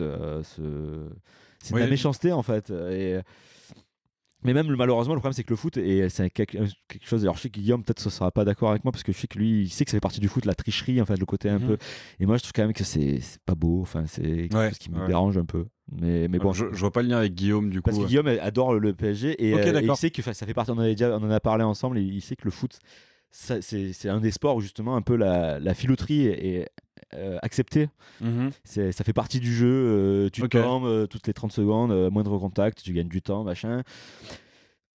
Alors oui, quand ça tombe dans ton sens, tu dis ok, mais en même temps, gagner à quel prix? Enfin, je sais pas, il y a quelque chose de pas beau là-dedans. D'accord. Donc, voilà. Mais non, je te rejoins assez, et en même temps, je crois que je suis pas du tout foot. Hein. Je soutiens aucune équipe, je suis jamais allé voir un match dans un stade, et éventuellement, si on me demande si je soutiens une équipe, je dis bah oui, le Red Star, parce qu'ils sont à Saint-Ouen et que j'ai passé toute ma vie dans le 93, donc soyons chauvins aussi, mais je regarde jamais leurs matchs et tout. Et en même temps, je crois qu'un des rares trucs qui me fascine vraiment dans le foot, c'est le côté hooligan, et notamment les... Mais en fait... Mais moi, ça me fait peur un peu. Mais je pense que j'aurais beaucoup plus aimé le foot, pareil, dans les années 60-70, avant que ce soit comme maintenant, en fait, où c'est presque une histoire de banque. Oui, voilà, et puis en plus, on est sur de la starification individuelle, on est sur un truc collectif. Tu vois, les Messi, Ronaldo, tout ça, t'es là. Moi, je suis plus intéressé par des numéros 8, enfin des milieux qui ont des passeurs. Par exemple, je trouve ça vachement plus beau déjà à voir. Quelqu'un qui crée le jeu plutôt que juste un buteur. Alors c'est cool parce qu'en termes d'émotion, quand on marque un but, forcément, tu vas être à fond. Mais ça se perd aussi beaucoup. Et c'est vrai que je pense que même dans ce côté, tu vois, même peut-être les footballeurs un peu rockstar des années 70-80, ils avaient ce sens de la démesure. Enfin, c'était vachement. C'est ça. Rock'n'roll, quoi, tu vois. T'avais des mecs qui étaient capables d'arriver sur le terrain après avoir enquillé 4 pintes au pub et qui marquaient quand même. Georges Best. Enfin, oui, c'est ça, Georges Best. Ou alors les Mancuniens qui allaient à la Hacienda, un club où il y avait New Order qui jouait, tout ça. Ça, c'était cool, quoi. Maintenant, les gars, je sais pas, ils font du sport, ils vont en boîte de nuit. Enfin, bon, peut-être que c'est des trucs de maintenant, en fait. Mais c'est pareil. Je trouve que la starification internationale est pas très intéressante, non plus. Mais que la starification au niveau local est tout de suite beaucoup plus un truc beaucoup plus fascinant. Je pense au film Coup de tête. Je sais pas si tu l'as vu avec Patrick Devers, qui est d'ailleurs. Ah non, c'est peut-être un mort l'arbitre. C'est pas Jean-Jacques Hano qui l'a fait d'ailleurs. C'est possible. Que ce soit Jean-Jacques Hano qui l'a réalisé. On le vérifiera en off, mais c'est possible que ce soit. C'est à Saint-Etienne que ça se passe. Non, c'est pas avec les Verts ou Auxerre. Non, c'est Guingamp. C'est Guingamp, oui. Mais je l'ai jamais vu celui-ci. C'est l'AS Guingamp. Bah, il est vraiment vachement bien. Si tu pouvais rajouter une matière enseignée à l'école, laquelle serait-ce ?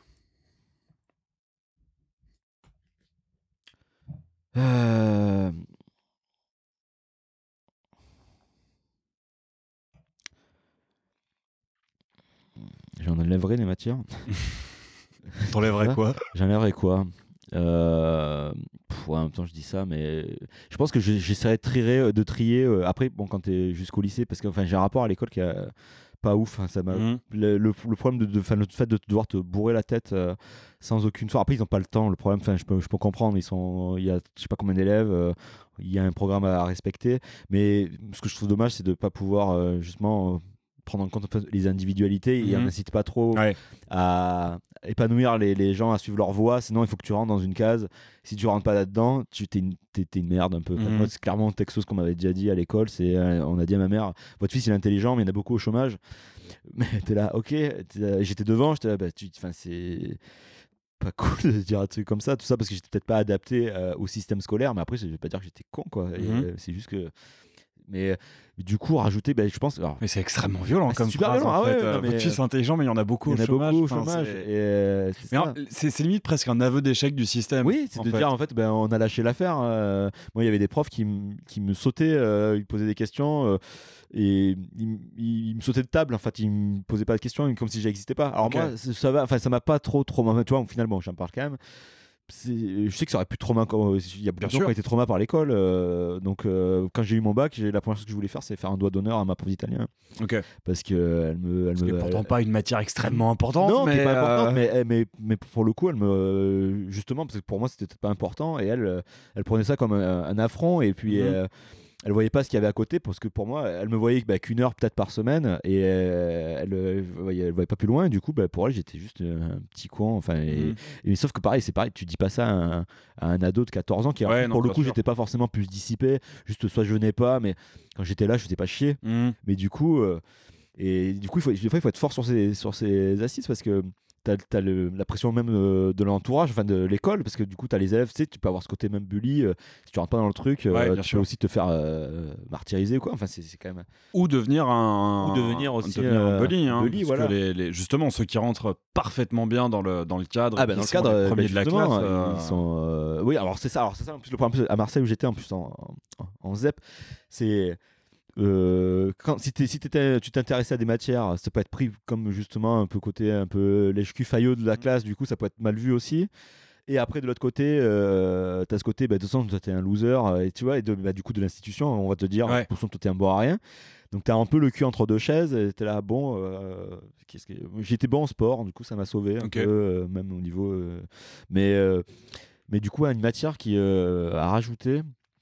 Franchement, je pense il y a des matières qui pourraient creuser, je pense, un peu plus.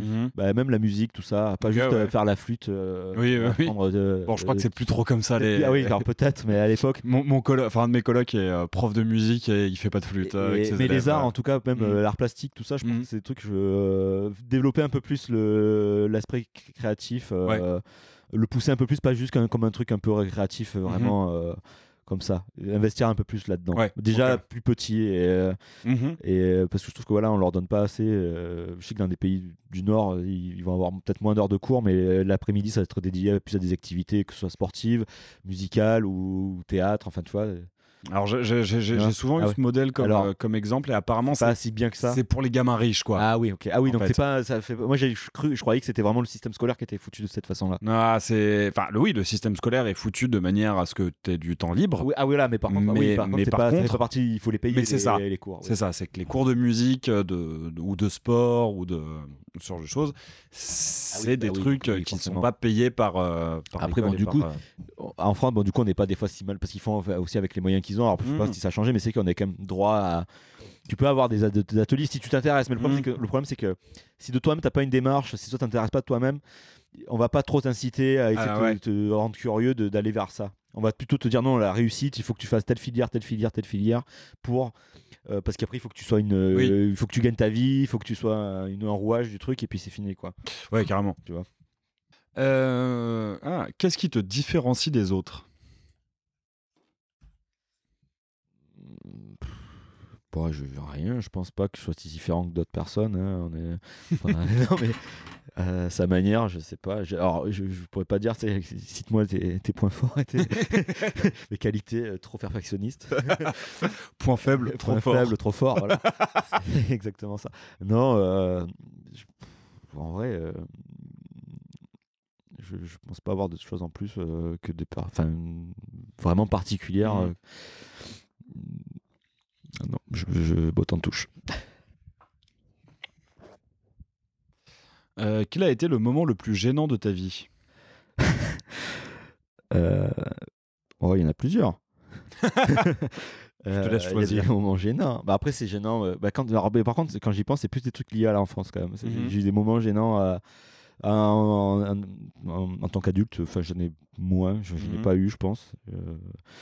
Même que ce soit en concert, des trucs comme ça, j'ai pas eu. Mais ça, c'est des grosses angoisses, par exemple. C'est des trucs, je sais pas, quelque chose qui merde. Enfin, mais presque c'est l'équivalent, c'est presque un gag. Genre presque le pantalon qui tombe, ça n'arrivera pas. Mais enfin, un truc plus lié à ça.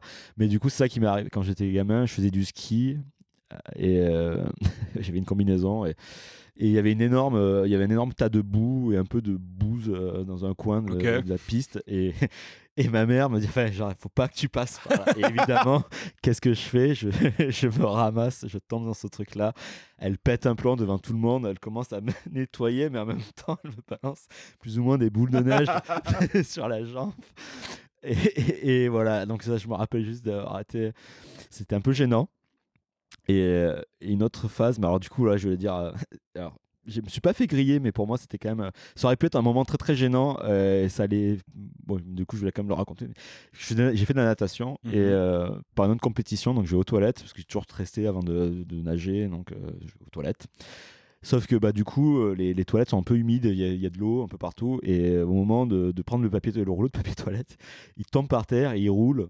Il passe sous la porte et j'entends qu'il y a du monde et je suis jeune, enfin petit, et donc je suis vraiment ultra gêné à l'idée, alors qu'en vrai de sortir, donc je suis là, je sais pas quoi faire machin, et au bout d'un moment il y a une bonne âme charitable qui me renvoie le truc en me disant tiens tu pourras en avoir besoin et c'était déjà merci à cette personne et voilà, et parce que je pense que j'aurais pu peut-être louper la gomme, j'aurais pu rester dans les chiottes enfermé, c'est fou hein, mais parce que alors qu'en fait j'aurais pu, et voilà. Et donc voilà, pour moi c'était pas un moment de fierté, mais sinon j'ai pas non plus de trop. Voilà. Bon, mais ça va, je trouve que celui-ci effectivement est. Le rouleau de papier toilette. C'est pas mal.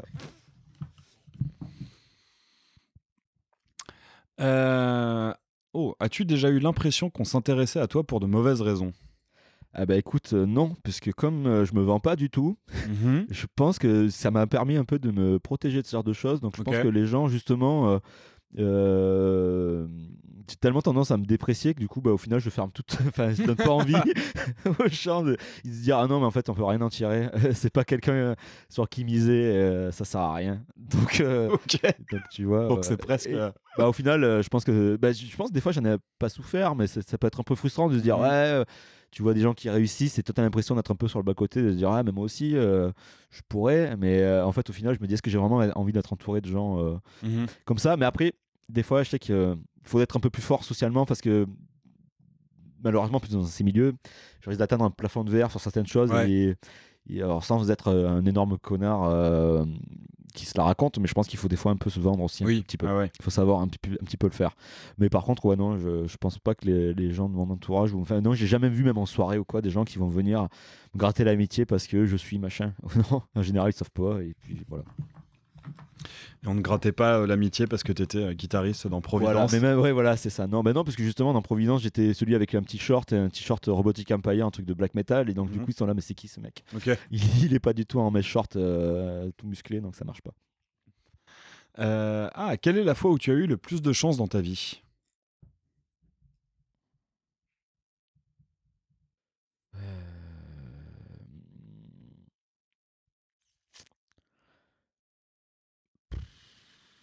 De chance. Alors, c'est pas de la chance vis-à-vis de moi, c'est de la chance vis-à-vis de mon daron, parce que les fois où il a fait son infarctus et j'étais là, et du coup c'est moi qui me suis occupé d'appeler, et il a fait il y a pas trop longtemps des chocs anaphylactiques, enfin des allergies liées à des crustacés, donc des œdèmes de Quick. Il est toujours et en fait il était à 2 doigts d'y passer, et j'étais là et j'ai lui planté la seringue d'adrénaline, donc voilà. Mais après moi perso, j'ai pas eu d'éléments, de moments où je me considère ultra chanceux. enfin après ça va dans les deux sens parce que du coup ça s'est bien passé, donc je me dis c'était cool, il y a de la chance, mais non, après j'ai pas eu de... Non, mais oui, effectivement, je trouve que j'étais toujours là au bon moment, être présent au bon moment pour et quelqu'un gérer qui t'est cher, cette situation-là. Oui, non, mais du coup voilà, et ça s'est bien fini, et à chaque fois je me dis c'est quand même si tu te réalises pas trop sur le moment, c'est après coup tu fais ah ouais, donc en fait on était à ça, c'était un peu chaud, mais du coup ça donc du coup je me considère chanceux au final. Mais après sur moi, que ce soit physiquement ou même dans ma vie, non, j'ai pas eu, je pense pas avoir eu un moment précis, un truc. Peut-être le moment où tu as une première personne qui t'a dit ouais, j'ai des packs de photos à faire pour des baskets. Du moment tu fais bien, d'ailleurs on va être reconnaissant, parce qu'en plus il est vraiment venu à un moment où j'étais en grosse galère financière, j'étais à l'assistance sociale, tout ça, vraiment j'avais plus de revenus, machin. Et c'est tombé vraiment comme ça, et il m'a dit et en fait il m'a vraiment il a changé ma vie en fait pour vrai actuelle. Donc c'est vrai qu'au final merci de me faire penser, c'est quand même un peu ingrat de ma part, très autocentré, mais donc oui en fait j'y pense, c'est quand même assez cool. Merci Fred. Alors celle-ci va être rigolote. Une chanson un peu honteuse que tu aimes écouter. Kelly Clarkson.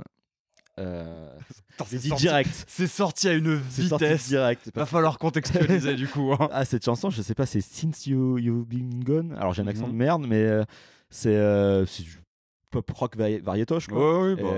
Et il y avait TikTok aussi de comment elle s'appelle, Kesha. Kesha. Ça par contre je peux pas. Cet album-là, je sais pas, il y a des trucs j'avais saigné 2-3 morceaux quand même.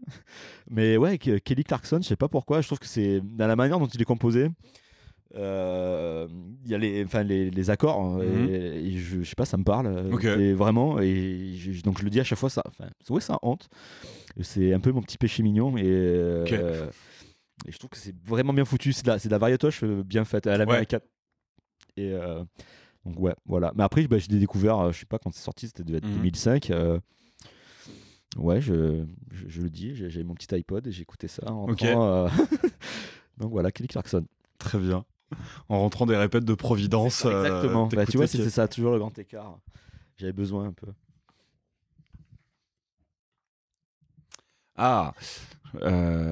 Écoute, tu as dit que tu avais acheté une télé un peu pour ça. Donc, quel est le jeu vidéo auquel tu as le plus joué? Alors, Dark Souls. Alors, j'hésite. Alors, peut-être pas le premier, parce que bizarrement, c'est mon premier Dark Souls. Alors, vraiment, j'ai un rapport. Merci à Emile d'ailleurs de voir envie dans ces jeux-là. Ça a changé beaucoup de choses. J'étais pas du tout un gamer. Et j'ai découvert Dark Souls, et ça m'a... Je sais que apparemment ça arrive pas mal de fois. Ça m'a vraiment débloqué plein de choses, même sur ma vie, sur la frustration, la défaite, le fait de mourir tout le temps. Ça m'a vraiment fait changer. J'ai eu un regard assez différent sur plein de choses. Et du coup, c'est devenu presque obsessionnel. Je pouvais jouer qu'à ces jeux-là. C'est parce que ça a vraiment une mécanique très particulière. Je sais pas si tu vois Dark Souls. Je vois très bien. Je n'ai jamais joué. De Die and Retry où en fait, alors les mécaniques sont assez obscures. Si Emile n'avait pas été là pour m'expliquer un tout petit peu comment ça marchait, en vrai tout seul c'est assez compliqué où il faut que tu regardes des guides sur internet. Mais par contre, une fois que je suis dedans, tu as ce truc vraiment d'apprentissage. C'est empirique et puis c'est l'apprentissage par l'échec. Donc tu perds mais t'apprends. C'est pas quelque chose qui est comment on appelle ça, injuste dans sa difficulté. Enfin, je trouve. Et ça va vraiment. Donc j'étais obsédé. Donc le premier, c'est le premier que j'ai fait. Je l'ai fini une fois, mais il est un peu bon chien. Mais je pense que le 3, j'ai dû le finir 4 ou 5 fois. Ok, ah oui. Bloodborne, je l'ai fini 3-4 fois. Elden Ring, il est sorti. J'ai pris une semaine de congé pour jouer quand il est sorti. Et je l'ai fini 3 fois. En une semaine ou depuis qu'il est sorti Quand il est sorti, je l'ai fait en une semaine, je l'ai fini en une semaine. Et après, je l'ai enchaîné direct et je l'ai fait 3 fois direct. Là, je peux plus y toucher pour le moment. Mais donc, je pense que c'est ces jeux-là. Parce qu'avant, je me suis dit, j'avais fini très peu de jeux. J'étais jamais allé au bout. Le dernier que j'avais fait, je pense que c'était GTA 5 sur Xbox 360 que j'avais fini. Mais sinon, et du coup, Dark Souls, ça a vraiment été un T'avais fait game changer. Sekiro aussi Sekiro, Sekiro, ça a été une grosse galère. La première fois, c'était un des jeux où j'ai le plus galéré. Et puis finalement, je l'ai refait il y a pas longtemps. J'ai roulé sur tout le jeu. Parce que justement, c'est l'apprentissage. Une fois que tu connais les mécaniques, le boss final, j'avais mis 24 heures pour le faire. La première fois. Mais vraiment, je faisais des pauses d'1 heure, j'allais fumer une clope. Je me remettais, je perdais et je l'ai refait du premier coup, je l'ai battu. Ah ouais, d'accord. Du coup, j'ai fait donc, mais c'est vraiment parce que c'est des mécaniques où tu dis c'est pas injuste, c'est juste qu'une fois que tu connais le truc, c'est très bien. Mais donc très fan de CD Projekt et From Software. From Software. Oui, non, pardon, c'est The Witcher. C'est The Witcher et ça a été Cyberpunk 2077. Oui, j'ai pas fait. Tu vois, The Witcher, j'ai pas arrivé. J'ai pas réussi à rentrer dedans. Donc je j'ai jamais joué, donc je suis peu gamer, donc. Mais moi, voilà, du coup, comme tu vois, j'ai des bouquins sur Dark Souls, mais pas là parce que maintenant, comme ça a été pour le foot par exemple, c'est devenu un truc, donc je commence à lire des bouquins dessus et des reportages. Alt 236. Oui, j'ai regardé ces petits trucs dont on parlait un peu avant de. Ne joue pas à BioShock parce que ton côté obsessif risque d'être. Il y a aussi pas mal de choses dedans. Hein. Ouais. Après, moi pour le coup, c'est probablement le jeu auquel j'ai le plus joué. Oui. C'est vraiment un de mes jeux préférés et c'est pas du tout punitif. C'est que. Ah oui, non, oui. Après, c'est bien. Après, je pense qu'il y a des jeux tu meurs pas, c'est pas grave aussi. Hein. Oui. Après, parce que justement, dans le côté Dark Souls, le problème c'est que la communauté, c'est ce côté Guide God où il faut que t'en chies pour. Et parce qu'il y a ce problème d'accessibilité, enfin de difficulté, parce qu'il y a t'as pas de mode dans ce jeu de difficulté. Alors oui, je pense que ça fait partie du truc parce que c'est lié vraiment à l'apprentissage. Donc du coup, si tu passes pas par le fait de mourir, t'apprends pas en fait. Ouais. Donc, mais après, c'est pas donné. C'est pas tout le monde. Après, il y en a qui ont du mal avec ça. Et c'est que moi, du coup, j'avais du mal avec la frustration et le fait de perdre. J'arrivais pas. Mais du coup, en fait, mais comme le jeu est pas injuste, ça passe. Mais BioShock, j'ai fait Infinite. Le troisième. Et j'ai pas fini parce que justement, il faudrait peut-être que je les refasse parce que j'étais dans la période où je commençais les jeux, mais je les finissais pas. Donc, peut-être il faudrait que Infinite et. Peut-être moins intéressant. Ouais. Enfin, alors que c'est probablement celui auquel j'ai le plus joué, mais en termes d'écriture et en termes d'univers et en termes d'ambiance, il est le premier. Ah ouais, mais le premier par contre, c'est vraiment un chef-d'œuvre et autant je suis assez contre les adaptations de jeux vidéo en général, en film ou en série, parce que je trouve que c'est souvent raté. Et je serais assez contre une adaptation. En fait, c'est ça le problème, c'est que je trouve qu'on n'utilise pas assez le terme adaptation. Oui, mais c'est ça, parce que c'est un médium, enfin le jeu vidéo, c'est un médium, le cinéma ou la série, c'est un autre médium. Et juste, tu vois, je sais pas si tu as regardé la série Last of Us là. Non, parce que j'y ai pas joué non plus. Alors j'y ai joué, mais alors la série, comme Stranger Things. T'as les gens, ils sont contents parce que oui, tu vois, ça on retrouve ça dans le jeu, machin. Oui. En fait, au bout d'un moment, tu dis mais en fait, on s'en fout. Enfin, le jeu, on y a joué. Adapté. Ouais. Alors apparemment ça s'éloigne au fur et à mesure, mais parce que moi au début je trouve que en fait je vois pas d'intérêt d'être content de revoir quelque chose que j'ai déjà vu. En fait, c'est pas intéressant. Et du coup sur BioShock j'en aurais rien à foutre, je pense, s'il sortait un film ou une série sur ce qui se passe dans le jeu, mais en revanche s'il faisait un préquel sous forme de série au film et à la série, mais là je serais j'aurais un zinzin mais du coup, vu que tu as surtout parlé du gameplay et de ce rapport à l'échec en fait avec les Souls et globalement les From Software-like, mais est-ce que le lore c'est aussi un truc qui t'a... Alors Pas quand je commence à jouer. Je sais que le premier Dark Souls, d'ailleurs j'ai même fait la mauvaise fin parce que ça me montrait à quel point j'étais pas du tout dans le lore. C'est que je suivais le truc, mais en fait je lisais quasiment pas les textes d'objets. Alors c'est con parce que du coup c'est comme c'est de la narration environnementale. Si tu lis pas, tu captes rien à ce qui se passe. Et alors qu'en plus c'est un jeu avec un sous-texte assez pas révolutionnaire, mais révolutionnaire dans le sens premier de rébellion en fait. Ouais. Et du coup j'ai fait complètement la fin qu'il fallait pas, j'ai fait perdurer la flamme. Du coup en fait j'ai persisté dans le système qui était déjà établi. C'est pour dire, mais sauf qu'en fait si tu t'intéresses pas, tu captes pas. Toi tu penses que c'est la bonne fin alors qu'en fait pas du tout. Mais maintenant, je m'intéresse un peu plus. Mais moi, je trouve que c'est des jeux, en fait, de la manière dont ils sont construits, c'est déjà suffisant, en fait. T'as pas de musique, t'as juste du. Ah ouais, il n'y a pas de musique à part pour les boss. C'est juste du game design, du sound design avec quand tu prends des objets, quand tu ouvres des portes. Donc, du coup, t'es seul. Donc, il y a vraiment, ça, c'est déjà. Et l'univers est déjà assez prenant visuellement pour que j'ai pas besoin d'aller chercher plus loin, quoi. Donc du coup maintenant j'achète des livres pour pouvoir lire après quoi. Ou regarder des Alt 236, c'est intéressant aussi. Par contre c'est vrai que la DA aussi est vachement belle. Moi c'est ça qui m'a touché le plus parce qu'on a un peu, j'adore le néo-romantisme en peinture, tout ça. Et tu sens que c'est une de leurs grosses influences. Et voilà, donc moi c'est vraiment juste kiff. Alors quel est le pire cadeau qu'on t'ait jamais fait? Désolé maman. C'est marrant, c'est souvent des membres de la famille. Hein. Tu sais, t'as ce truc, mon fils, ouais, t'aimes bien le rock. Ah, oh là là là. Voilà, alors du coup, ça a été genre. Après, c'est pas des cadeaux abusés, enfin, heureusement, c'est des petites choses, mais genre un petit diablotin à mettre à un porte-clés, parce que tu vois, le métal. Oui. Donc, t'es là, ok. Ou alors, carrément, vraiment, t'as acheté un t-shirt avec écrit métal ou rock, et t'es là, merci, et tu montres, elle a bien vu que ça me plaisait pas et du coup ça l'a vexé. T'es là, mais attends, mais c'est important. Et le pire c'est qu'elle voit pas la différence entre moi, enfin ce qui me plaisait moi, et pour elle c'était vraiment la même chose. Bah oui. Et voilà. Et donc ça part d'un bon sentiment. Après. Mais c'est le propre des codes. Hein. C'est il faut les avoir pour les dedans, pour les déchiffrer. Donc voilà. Et donc je salue la démarche, mais c'est raté. Et non, sinon après j'ai pas eu de trucs vraiment à côté de la plaque où t'es là. Bon, je vais le prendre et puis le jeter direct. Non, tout ça c'est déjà arrivé d'avoir un cadeau vraiment abusé. Ouais, mais je crois que c'est la seule question où je botte en touche. Ah, si tu veux pas vexer la personne. Non, c'est ça. Ouais.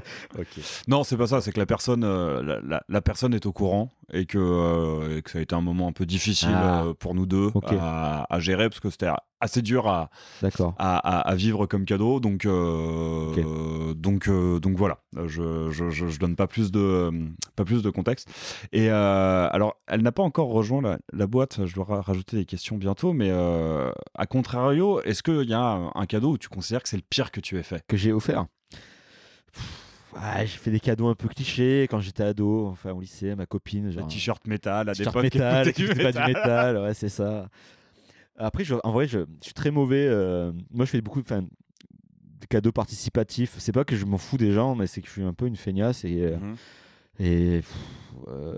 j'adore faire plaisir. C'est un kiff d'offrir des choses à des gens, mais s'ils sont là au moment où c'est présent, je sais pas comment dire, prévoir, je suis très mauvais un peu pour ça. Tu vas plus être du genre à te balader avec un ou une pote, genre dans une librairie ou une boutique de DVD, il y a quelque chose qui l'intéresse, donc tu lui offres. Je vais quand même penser parce que je vois après ce que la personne aime, mais après de réfléchir à ça, je suis quand même assez mauvais. Donc les cagnottes, ça je participe tout le temps. Bien sûr, facilité, c'est pratique, voilà, c'est ça. Mais alors du coup, qu'est-ce que j'ai fait? Ces trucs un peu cheesy, quoi. Offrir un genre de collier, un peu... mais bon, c'est pas, ça va. Mais sinon, non, j'ai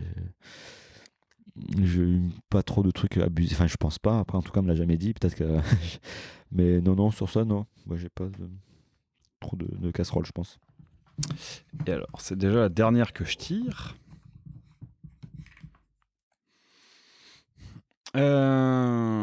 Écoute, on va finir sur... On a ouvert sur... Non, on n'a pas ouvert sur du cinéma, mais on finit sur le cinéma. Y a-t-il un film que tu as tellement vu que tu cites les dialogues au quotidien?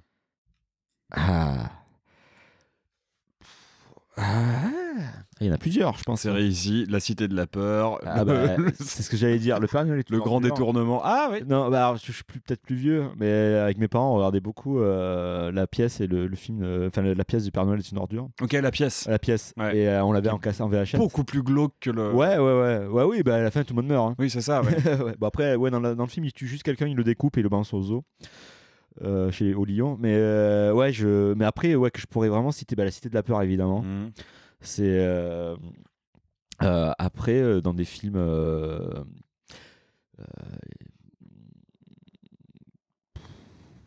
en vrai il y en a beaucoup hein, parce que Les Dents de la Mer, enfin après de citer vraiment des oui, bah c'est vraiment ça ce que j'avais posé comme... de presque tu parles avant que l'acteur dise ça, c'est ça. Bah, non, ce que j'avais posé comme question, c'est qu'à côté de ça, c'est vrai que les films dont tu cites les dialogues au quotidien, c'est plus souvent des films à réplique. Comédie, OSS 117 genre, par exemple. Voilà, OSS 117, La Cité de la Peur, La Classe américaine, Wayne's World, ce genre de choses. Mais il y a aussi des films qu'on a énormément vus et qui sont pas forcément des films à dialogue. Donc la question c'était qu'à côté de ça, est-ce que tu penses que je peux regarder pas, que dans ma tête mentalement je peux le quel est le film que tu as le plus vu alors du coup ça varie beaucoup. Je pense que The Thing c'est un des films que j'ai je pense le plus maté, déjà gamin aussi, sur une vieille VHS toute pourrie où la scène du début avec les chiens je voyais rien. J'ai redécouvert quand j'ai acheté en DVD la première fois, j'ai redécouvert le film, je suis là mais c'est ça, il se passe ça et tout. c'est pas que du noir les 15 premières minutes. Mais même Les Dents de la Mer, la scène du début quand la meuf se fait bouffer.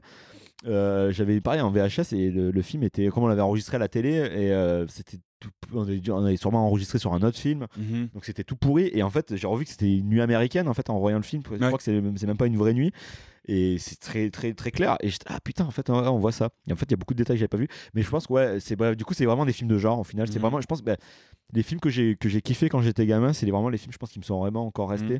Dans les films récents, je pense qu'il y a les Fincher, il y a Zodiac, je pense que j'ai pu voir énormément de fois. C'est un film, il est parfait. Enfin, voilà. Puisque tu parlais des années 70, je suis fasciné aussi par le cinéma des années 70 aussi. Ouais, bien sûr. D'espionnage, enfin, le truc un peu paranoïaque. Et Zodiac est assez ancré là-dedans, je trouve. Donc, puis sinon, il y avait des bouts, donc Dracula de Coppola, donc la scène d'intro que j'ai dû voir une bonne 50aine de fois. Donc voilà. Mais non, vas-y. Est-ce que ça peut t'arriver, parce que je le sais que moi ça m'arrive aussi assez souvent, d'avoir une fois que tu as vu un film, d'avoir des fixations sur une scène. Du coup, tu m'as dit la scène d'introduction de Coppola. Oui, d'avoir vraiment des scènes. Mais plus récemment, et du coup, tu retournes les voir soit sur YouTube, soit. Alors, putain, c'est marrant parce que j'ai eu ça. Il y a une scène dans un Michael Mann, un des derniers, Black Hat. C'était en français. Le titre c'est Hacker. Ok. Il y a une scène d'explosion de bagnole. Enfin, il y a un dialogue en fait entre deux personnages et en fond il y a une voiture et la voiture pète et la manière dont elle est foutue, ça m'a trigué. Enfin, il y a eu un truc qui m'a fasciné et j'arrêtais pas d'aller sur internet, sur YouTube pour la regarder. Je l'ai même posté après sur mon Facebook, tout ça. T'as ça, t'as des scènes de même Ready Player One, tu vois, un des Spielberg, qui est pas un film ouf. La première scène de moto, enfin de poursuite en bagnole, j'ai trouvé tellement bien foutu. J'allais sur la voir au moins 10 fois d'affilée sur YouTube parce que je la trouvais vraiment bien branlée. Donc il y a ça. T'as aussi oui, j'ai bien ce truc là. Ces fascinations pour des scènes en particulier. Écoute, j'ai pioché ma dernière. Tu peux à ton tour en piocher 3 si vas-y. Si tu le veux. Je veux bien. On peut rapprocher la boîte. Hein. Alors, as-tu déjà rencontré des personnes vénales ? Donc vénal, qui est intéressé pour ta thune. Par ma thune, non, parce que j'en ai pas tant que ça. Par la thune, je pense que j'en ai. Oui, si, clairement. Et alors, ce qui est très bizarre, c'est que, la personne à laquelle je pense, c'est pas l'archétype de la personne vénale, mais en fait, en fait, dans mon précédent taf, j'étais producteur de podcast. Ok. Et en fait, quand je suis arrivé, il lançait un podcast sur les finances personnelles. Et donc j'ai bossé sur ce podcast et donc cherché tous les moyens d'investir et d'avoir des spécialistes de tous les moyens d'investir. Et en fait, là, je suis en train de réaliser. Ce qui est bien, c'est que ce podcast est vraiment une thérapie pour tout le monde. C'est ça. Mais je trouve que quand on ne considère pas suffisamment les personnes obsédées par l'investissement comme des personnes vénales. Et en fait, en y réfléchissant, je trouve que si, c'est des personnes qui sont totalement vénales parce que l'argent occupe une telle place dans leur vie et dans leur activité et dans leur ah mais j'adore optimiser et regarder les cours des cryptos et tout ça, ou comment acheter son premier appart pour le louer, comment le meubler. Et en fait, j'ai l'impression que la plupart des gens vont pas les considérer comme des personnes vénales. Tu vois, la personne vénale, on va vraiment. Parce que c'est le monde dans lequel on est. C'est ça, ouais. Créé, la personne vénale, ça va vraiment être la personne qui va te piquer 10 euros. De la personne vraiment qui va. Ou qui va tout faire pour pas avoir à payer sévère ou genre de choses. Ouais. Et c'en est, mais en soi, en général, c'est souvent parce que aussi de base, elles n'ont pas tellement les moyens et voilà. Alors que les personnes qui sont obsédées par comment investir et comment gagner de l'argent sur le dos d'autres personnes aussi. C'est ça, ouais. Exactement, ouais. Ouais, si t'achètes des places de parking et qu'ensuite tu les loues. C'est ça, moi, on m'a déjà dit quand je commençais à travailler en me disant mais il faut que tu investisses, achète des places de parking. Moi j'étais là, mais en fait non. À la rigueur, si je veux acheter quelque chose, ça serait pour vivre dedans. Ouais, voilà. C'est le seul truc que je vois pas du tout pour pouvoir acheter quelque chose, mais pour pouvoir après le revendre et pour pouvoir refaire de la thune et tout. Et puis même, je sais même pas si je serais là. Enfin, moi, c'est même pas quelque chose qui, en vrai, même si je pourrais payer mon loyer, avoir un loyer, mais pas forcément avoir d'achat.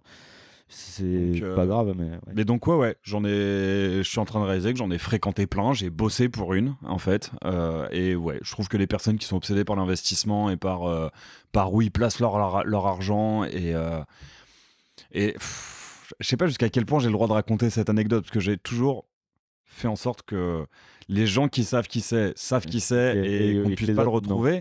Mais tu vois, une personne qui possédait plusieurs appartements et qui les louait, qui se faisait de l'argent là-dessus et qui en plus de ça racontait le lundi où est-ce qu'il avait investi en bourse ce week-end et tout ça, m'engueule parce que j'avais acheté, alors c'est vrai que c'était horriblement cher pour ce que c'était, hein. Une fois on était en manque d'adaptateur jack, tu sais, 3,5 vers 6,1 et j'en avais chopé mais genre à 40 balles l'adaptateur, ce qui est atrocement cher pour un adaptateur, hein. Toute personne qui fait de la musique ou qui bosse dans l'audio me dira mais Jacques, qu'est-ce qui s'est passé? Mais voilà, il m'avait fait un speech d'une demi-heure pour m'engueuler là-dessus, alors que gros, t'arrêtes pas de parler en millions, enfin m'en parle pas en fait à un moment. Souvent c'est ça, ça va être les gens qui sont assez radins sur des trucs. C'est ça, ouais, c'est le cœur est pas placé au bon endroit. Enfin, il y a un truc. Donc des personnes vénales, j'en ai rencontré, j'en ai appelé, j'en ai invité dans des podcasts. Dans le podcast pour lequel je bossais, pas dans aléatoire, je pense pas. Je pense pas. Qu'il se dénonce. C'est ça. Alors, j'en prends une autre. Quel titre donnerais-tu à ton autobiographie? Ah, elle est déjà tombée? Non. Enfin, si, elle est déjà tombée évidemment plein de fois, mais j'ai jamais. Jamais répondu? J'y ai jamais répondu moi-même. Et on s'était fait la réflexion la dernière fois qu'elle était tombée que donner un titre à son autobiographie, c'était un peu. Comme son épitaphe, non? C'est ça, ouais. Sur sa pierre tombale. C'est ça, écrire son épitaphe de son vivant. Alors, ce qui est marrant, c'est que j'avais une obsession. Enfin, j'en avais une il y a quelques années qui est très cliché. Enfin, qui est un peu stupide parce que j'ai un rapport à la cigarette qui est très cinématographique. Mes parents aiment pas que je dise ça, et c'est vrai que je dis un peu ça pour me dédouaner, mais je considère que s'ils ne m'avaient pas fait regarder Le Port de l'Angoisse à 9 ans, et s'ils ne m'avaient pas dit devant Lorraine Bacall qui demande du feu à Humphrey Bogart que tu vois, ça c'est une des plus belles histoires d'amour d'Hollywood, et peut-être que je ne fumerais pas parce que non, mais c'est vrai que j'ai un peu été construit dans l'idée de que la classe fume, en fait. Mais alors ça, par contre, je suis d'accord avec toi, même si maintenant on a ramené un truc complètement, justement, c'est le contraire, limite, c'est crado. Mais moi, j'ai quand même ce côté, je peux comprendre, assez glamour de la cigarette. C'est ça. Les gens sont stylés quand même quand ça fait un truc un peu. Et du coup, je sais qu'il y a quelques années, mais genre je devais avoir 18-19 ans, je voulais comme épitaphe, il a vécu comme il a fumé rapidement et avec style. Mais c'est nul à chier.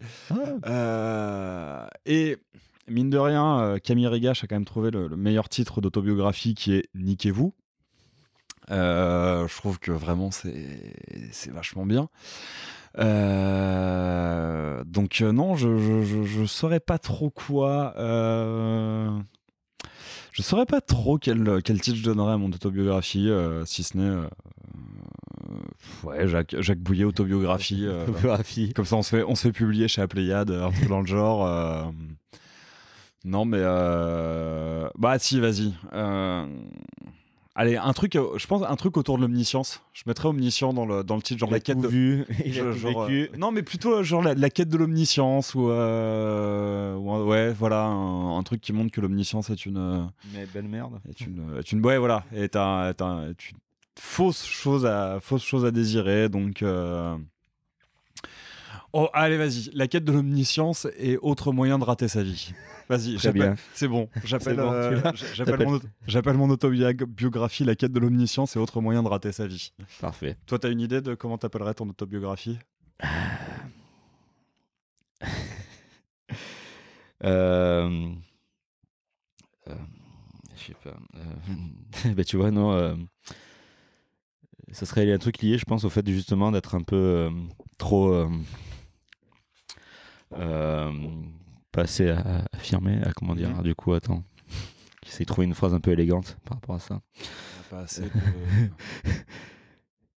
Alors, j'allais dire te vendre, mais on est bien loin de l'élégance. Il est... non, c'est quoi? Non. Okay. Oh, voilà. Attends, je vais t'en prendre une autre, du coup. La dernière. Alors. Penses-tu que l'on peut rire de tout? Ah, on était tombé dessus avec Daikel. Et j'ai déjà répondu, mais en fait, je pense que n'importe quel sujet peut prêter à rire, mais que y a des manières de faire. Tout le monde ne peut pas faire des blagues sur ce sujet, en fait, et qu'il y a des manières de le faire. En fait, si tout le monde pourrait le faire, mais qu'il y a certains sujets où il y a des personnes qui sont tellement éloignées que pour qu'elles réussissent à faire des blagues là-dessus, c'est du génie. En fait, c'est vraiment brillant. Je suis assez d'accord sur ça. Et je pense que oui, n'importe quel sujet peut, mais il y a la manière déjà, c'est là de le faire, et puis qui le fait. C'est ça. Oui, bien sûr. Et je prends par exemple, on va dire un exemple terrible, hein, qui sont les violences sexistes et sexuelles. Je pense qu'évidemment on peut faire des blagues sur ce sujet, mais qu'en revanche un mec, donc qui sont, tu les vis pas, c'est ça, qui ne vivent pas les violences sexistes et sexuelles et qui sont la plupart du temps les gens qui les commettent, pour qu'il arrive à faire un truc drôle et pertinent là-dessus, c'est un génie. Enfin, en termes de niveau de déconstruction, je pense qu'il est... C'est ça, ouais. Donc, laissons plutôt ces sujets.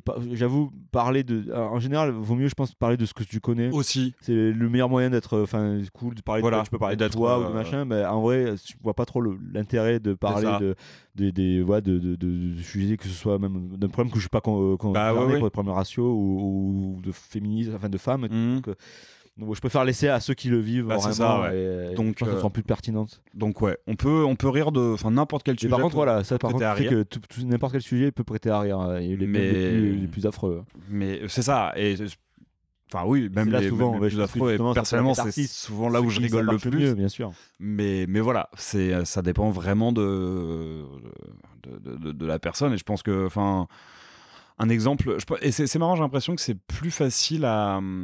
Enfin, on le visualise mieux avec un sujet comme le racisme, par exemple, où j'ai l'impression que, notamment aux États-Unis, la communauté afro-américaine s'est beaucoup emparée de l'humour, et ce depuis 50 ans quasiment. Et où, effectivement, en fait, quand Michel Leb fait un sketch sur le racisme, c'est ça marche pas du tout. Enfin, c'est ça. C'est parce que tu sens qu'il y a ce Roland, alors c'est du colon, quoi, du bon petit sauvage, et ça se veut bienveillant. Exactement, la bienveillance. Mais la bienveillance de reste à ta place, c'est dégueulasse, quoi. Et quand Dave Chappelle fait un sketch sur le racisme, c'est hilarant. Et de même que quand Dave Chappelle fait des sketchs sur la transphobie, je suis désolé, gros, ferme ta gueule, en fait. Genre vraiment, tais-toi. Et quand des personnes queer et LGBTIA+, font des sketchs sur le sujet, c'est souvent à mourir de rire, parce sûr, parce qu'elles savent de quoi elles parlent. C'est ça, comme t'as dit. De recul, et c'est intéressant, bien sûr. Mais c'est vrai que chacun... Alors, pas rester à sa place. Mais tu peux avoir un avis, hein, oui. mais t'es pas forcément obligé de le dire et d'essayer de faire de l'humour sur ça. En fait. Mais c'est ça, et en fin de compte, c'est un truc qu'on peut étendre à autre chose que l'humour et que c'est à tout. en fait, à la conversation. Tu poses la question même par exemple, tu vois, la représentation même. Dans la musique ou même dans les clips, on se pose la question de la représentativité aussi. On est 3 mecs dans Shore. Le chanteur est gay, mais du coup, c'est quand même des fois, on se posait les questions de comment représenter, mais sans que ça tombe non plus dans un truc un peu trop facile. Et justement, on n'a pas envie que ce soit comme un peu. Alors, il faut passer, je pense, par là, même à la télé où. Des fois, tu as l'impression que c'est quand même des cases. Enfin, ils remplissent des trucs mais du coup, c'est pas bien intégré dans le récit et tout. Mais bon, il faut montrer d'autres profils et tout qu'on voit pas assez. Donc ça, c'est bien. Mais du coup, moi, en même temps, j'ai pas envie forcément de parler de trucs que je connais pas forcément. Donc, je dis, toi, tu veux parler. Je dis, moi, qui je suis. C'est des trucs que je vais pas forcément connaître. Donc, je vais pas après. Je suis pas contre du coup l'idée, par contre, de le faire avec quelqu'un et que ce soit montré dans un clip de mon groupe, par exemple, si ça parle à mon chanteur et tout. Mais moi, personnellement. Même si je peux être acquis à la cause et comprendre totalement, soutenir, je suis qui pour en parler et puis je ne suis pas concerné en fait. Donc il faut rester un peu à sa place aussi quoi. Exactement. Eh ben écoute, c'est la dernière. C'est ça, Nicolas. Merci beaucoup. Merci à toi. Ah si, j'avais une dernière. Pardon, alors j'ai 2-3 dernières questions.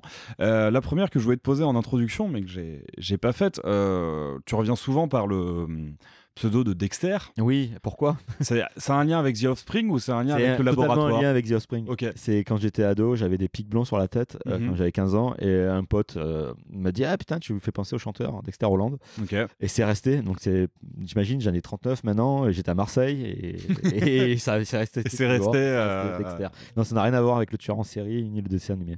Dexter, tu sais, Dexter le tueur. Ah oui, Dexter, la série. Quoi. Oui, la série. Très bien. Et donc, voilà. Le mythe est brisé. Voilà. Non, mais en fait, ce qui est marrant, c'est que je m'étais posé la question via Daikel, en fait, qui est un gros fan de The Offspring. Ouais. Donc je me demandais s'il y avait un lien. Alors, c'est pas lui du coup qui me l'a donné, mais oui, mais c'est en tout cas, oui, ça vient vraiment de là. Ok. Et donc l'avant-dernière question, est-ce que tu pourrais me donner 2 personnes que tu aimerais entendre dans Aléatoire, une avec qui tu peux me mettre en contact et une plus inaccessible? Alors, je dirais. Après, c'est ça qui me fait chier, c'est un peu. Non, Jacob, en vrai, Antoine, je sais qu'il revient souvent. Bah oui. Parce que oui, et après j'en ai plusieurs, mais enfin, mais c'est vrai je pense qu'il serait bien, il a des choses à dire. C'est intéressant, quoi. Mais c'est prévu en plus. C'est juste que c'est prévu, donc je pourrais peut-être trouver quelqu'un. J'en ai pas encore parlé, mais dans ma tête, ça va se faire et je pourrais trouver quelqu'un. Alors du coup, il y a Greg de Chour, le chanteur. Mais alors il habite en Suède. Ok. Mais il vient régulièrement à Paris, donc ça peut peut-être se faire. Donc Greg Hoffner. Carrément. Il est producteur. Il est francophone? Oui, francophone. C'est un Français, mais qui est parti vivre en Suède. Et voilà, que je trouve qu'il est une personne très intéressante, mais qui souffre, je pense que sur sa place, qui se pose beaucoup de questions. Et enfin, il aurait des choses à dire, je pense. Okay. Donc, Greg Hoffner, Amiva, si tu peux voir, il a plusieurs noms d'artistes. Amiva Kabel. Donc, si jamais, je te donnerai ça après. Très bien, ouais. Et après, en inaccessible, peu, en kiff. Qui je trouverais intéressant à un moment j'aurais peut-être dire des réalisateurs mais mais en même temps des fois de ce que j'ai vu est-ce que ça serait vraiment intéressant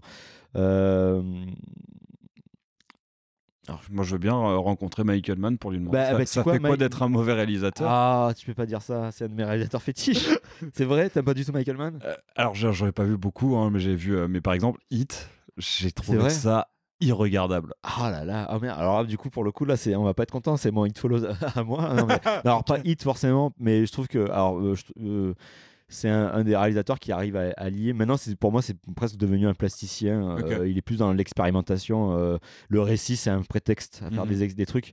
Alors, je sais que Daikel, enfin, on en rigole. C'est un peu une posture. Il sait qu'il est revenu un peu. Mais il a vu Hit, il a réévalué. Oui, il me l'a dit. Ça. Donc, c'est pas si mal. J'étais extrêmement déçu. Il m'a même dit les termes. Putain de chef-d'œuvre. Tu vois sur Hit. Ouais. Mais qu'est-ce qui te déplaît dans Hit? Qu'est-ce qui te laisse sur le bas-côté?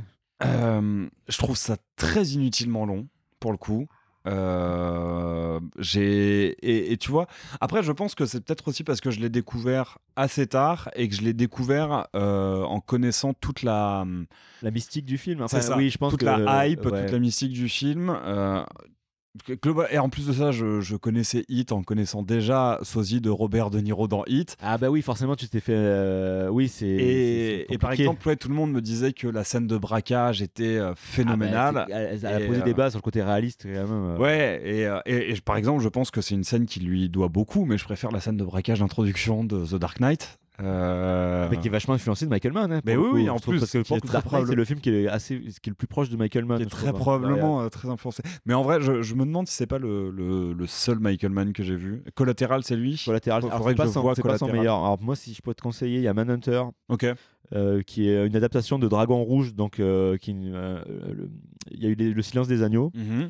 Donc c'est 2 bouquins, Dragon Rouge et Silence des Agneaux. Et avant le film pourri avec Anthony Hopkins et réalisé par Brett Ratner, lui il a fait une adaptation qui est très stylisée, très années 80, mais vraiment très très cool. Donc je te conseille ce film-là. Et Révélation, film avec Al Pacino et Russell Crowe, c'est un film d'enquête. Mm-hmm. Du coup très 70, qui est tiré d'une histoire vraie sur un ancien du tabac, de l'industrie du tabac qui balance des doses sur ça, et c'est vraiment trop trop bien. D'accord. Donc, voilà. Bon, mais écoute, je redonnerai sa chance. Tu peux, je pense quand même, il mérite. Mais du coup, je te l'ai un peu soufflé, Michael Mann. Oui, voilà, tu me l'as soufflé. Mais c'est vrai que, parce qu'après, moi, je pense que j'ai plutôt des gens au lieu d'avoir des gens connus, mais plutôt des gens qui ont eu pas mal d'échecs avant. Parce que je pense que c'est toujours intéressant. C'est bien de parler des gens, de la réussite, mais c'est bien de voir aussi par où ils sont passés, des gens qui ont essuyé un peu des. Alors après, le problème c'est que si peut-être les gens ont essuyé trop d'échecs, du coup on les connaît pas. C'est ça, ouais. Pareil, tu vois, je te parlais du fait que j'avais produit des podcasts donc, dans une boîte, et donc j'avais aussi fréquenté plein d'autres podcasteurs pour des raisons. Et il y avait, je crois que c'est Pauline Grisoni qui faisait un truc qui s'appelait La Leçon, justement, sur les plus grands échecs. Et autant je trouve ça très intéressant, effectivement, la façon dont les gens qui ont réussi parlent de leurs échecs, autant je trouve qu'il y a aussi un peu un syndrome un biais du survivant. Oui, alors oui, voilà, oui, après voilà, il faut pas non plus tomber dans le côté, il faut souffrir avant de réussir cette construction. Et surtout, pense à ceux qui ont eu autant d'échecs que toi et qui n'ont pas réussi. Parce que toi, tu fais partie peut-être des quelques happy few qui ont réussi. Mais pas tout le monde, tu peux faire que des échecs. Mais c'est quand même des fois intéressant de. Par exemple, Trent Reznor, je sais qu'apparemment il avait fait une BO sur je sais pas quel film. Enfin, ça a été refusé. C'est des échecs. Après, on parle de Trent Reznor. Mais même pour des gens comme ça. Ils passent des fois par des mêmes galères que nous, alors à une autre échelle, mais je pense que ça peut être la même mécanique où en fait, même t'as beau être un gros nom, il y a des trucs, tu les fais, ça marche pas, on te dit non, ça marche, c'est de la merde, tu dégages. Mais alors du coup, pour revenir quand même à quelqu'un, je regarde un peu autour de moi. En vrai,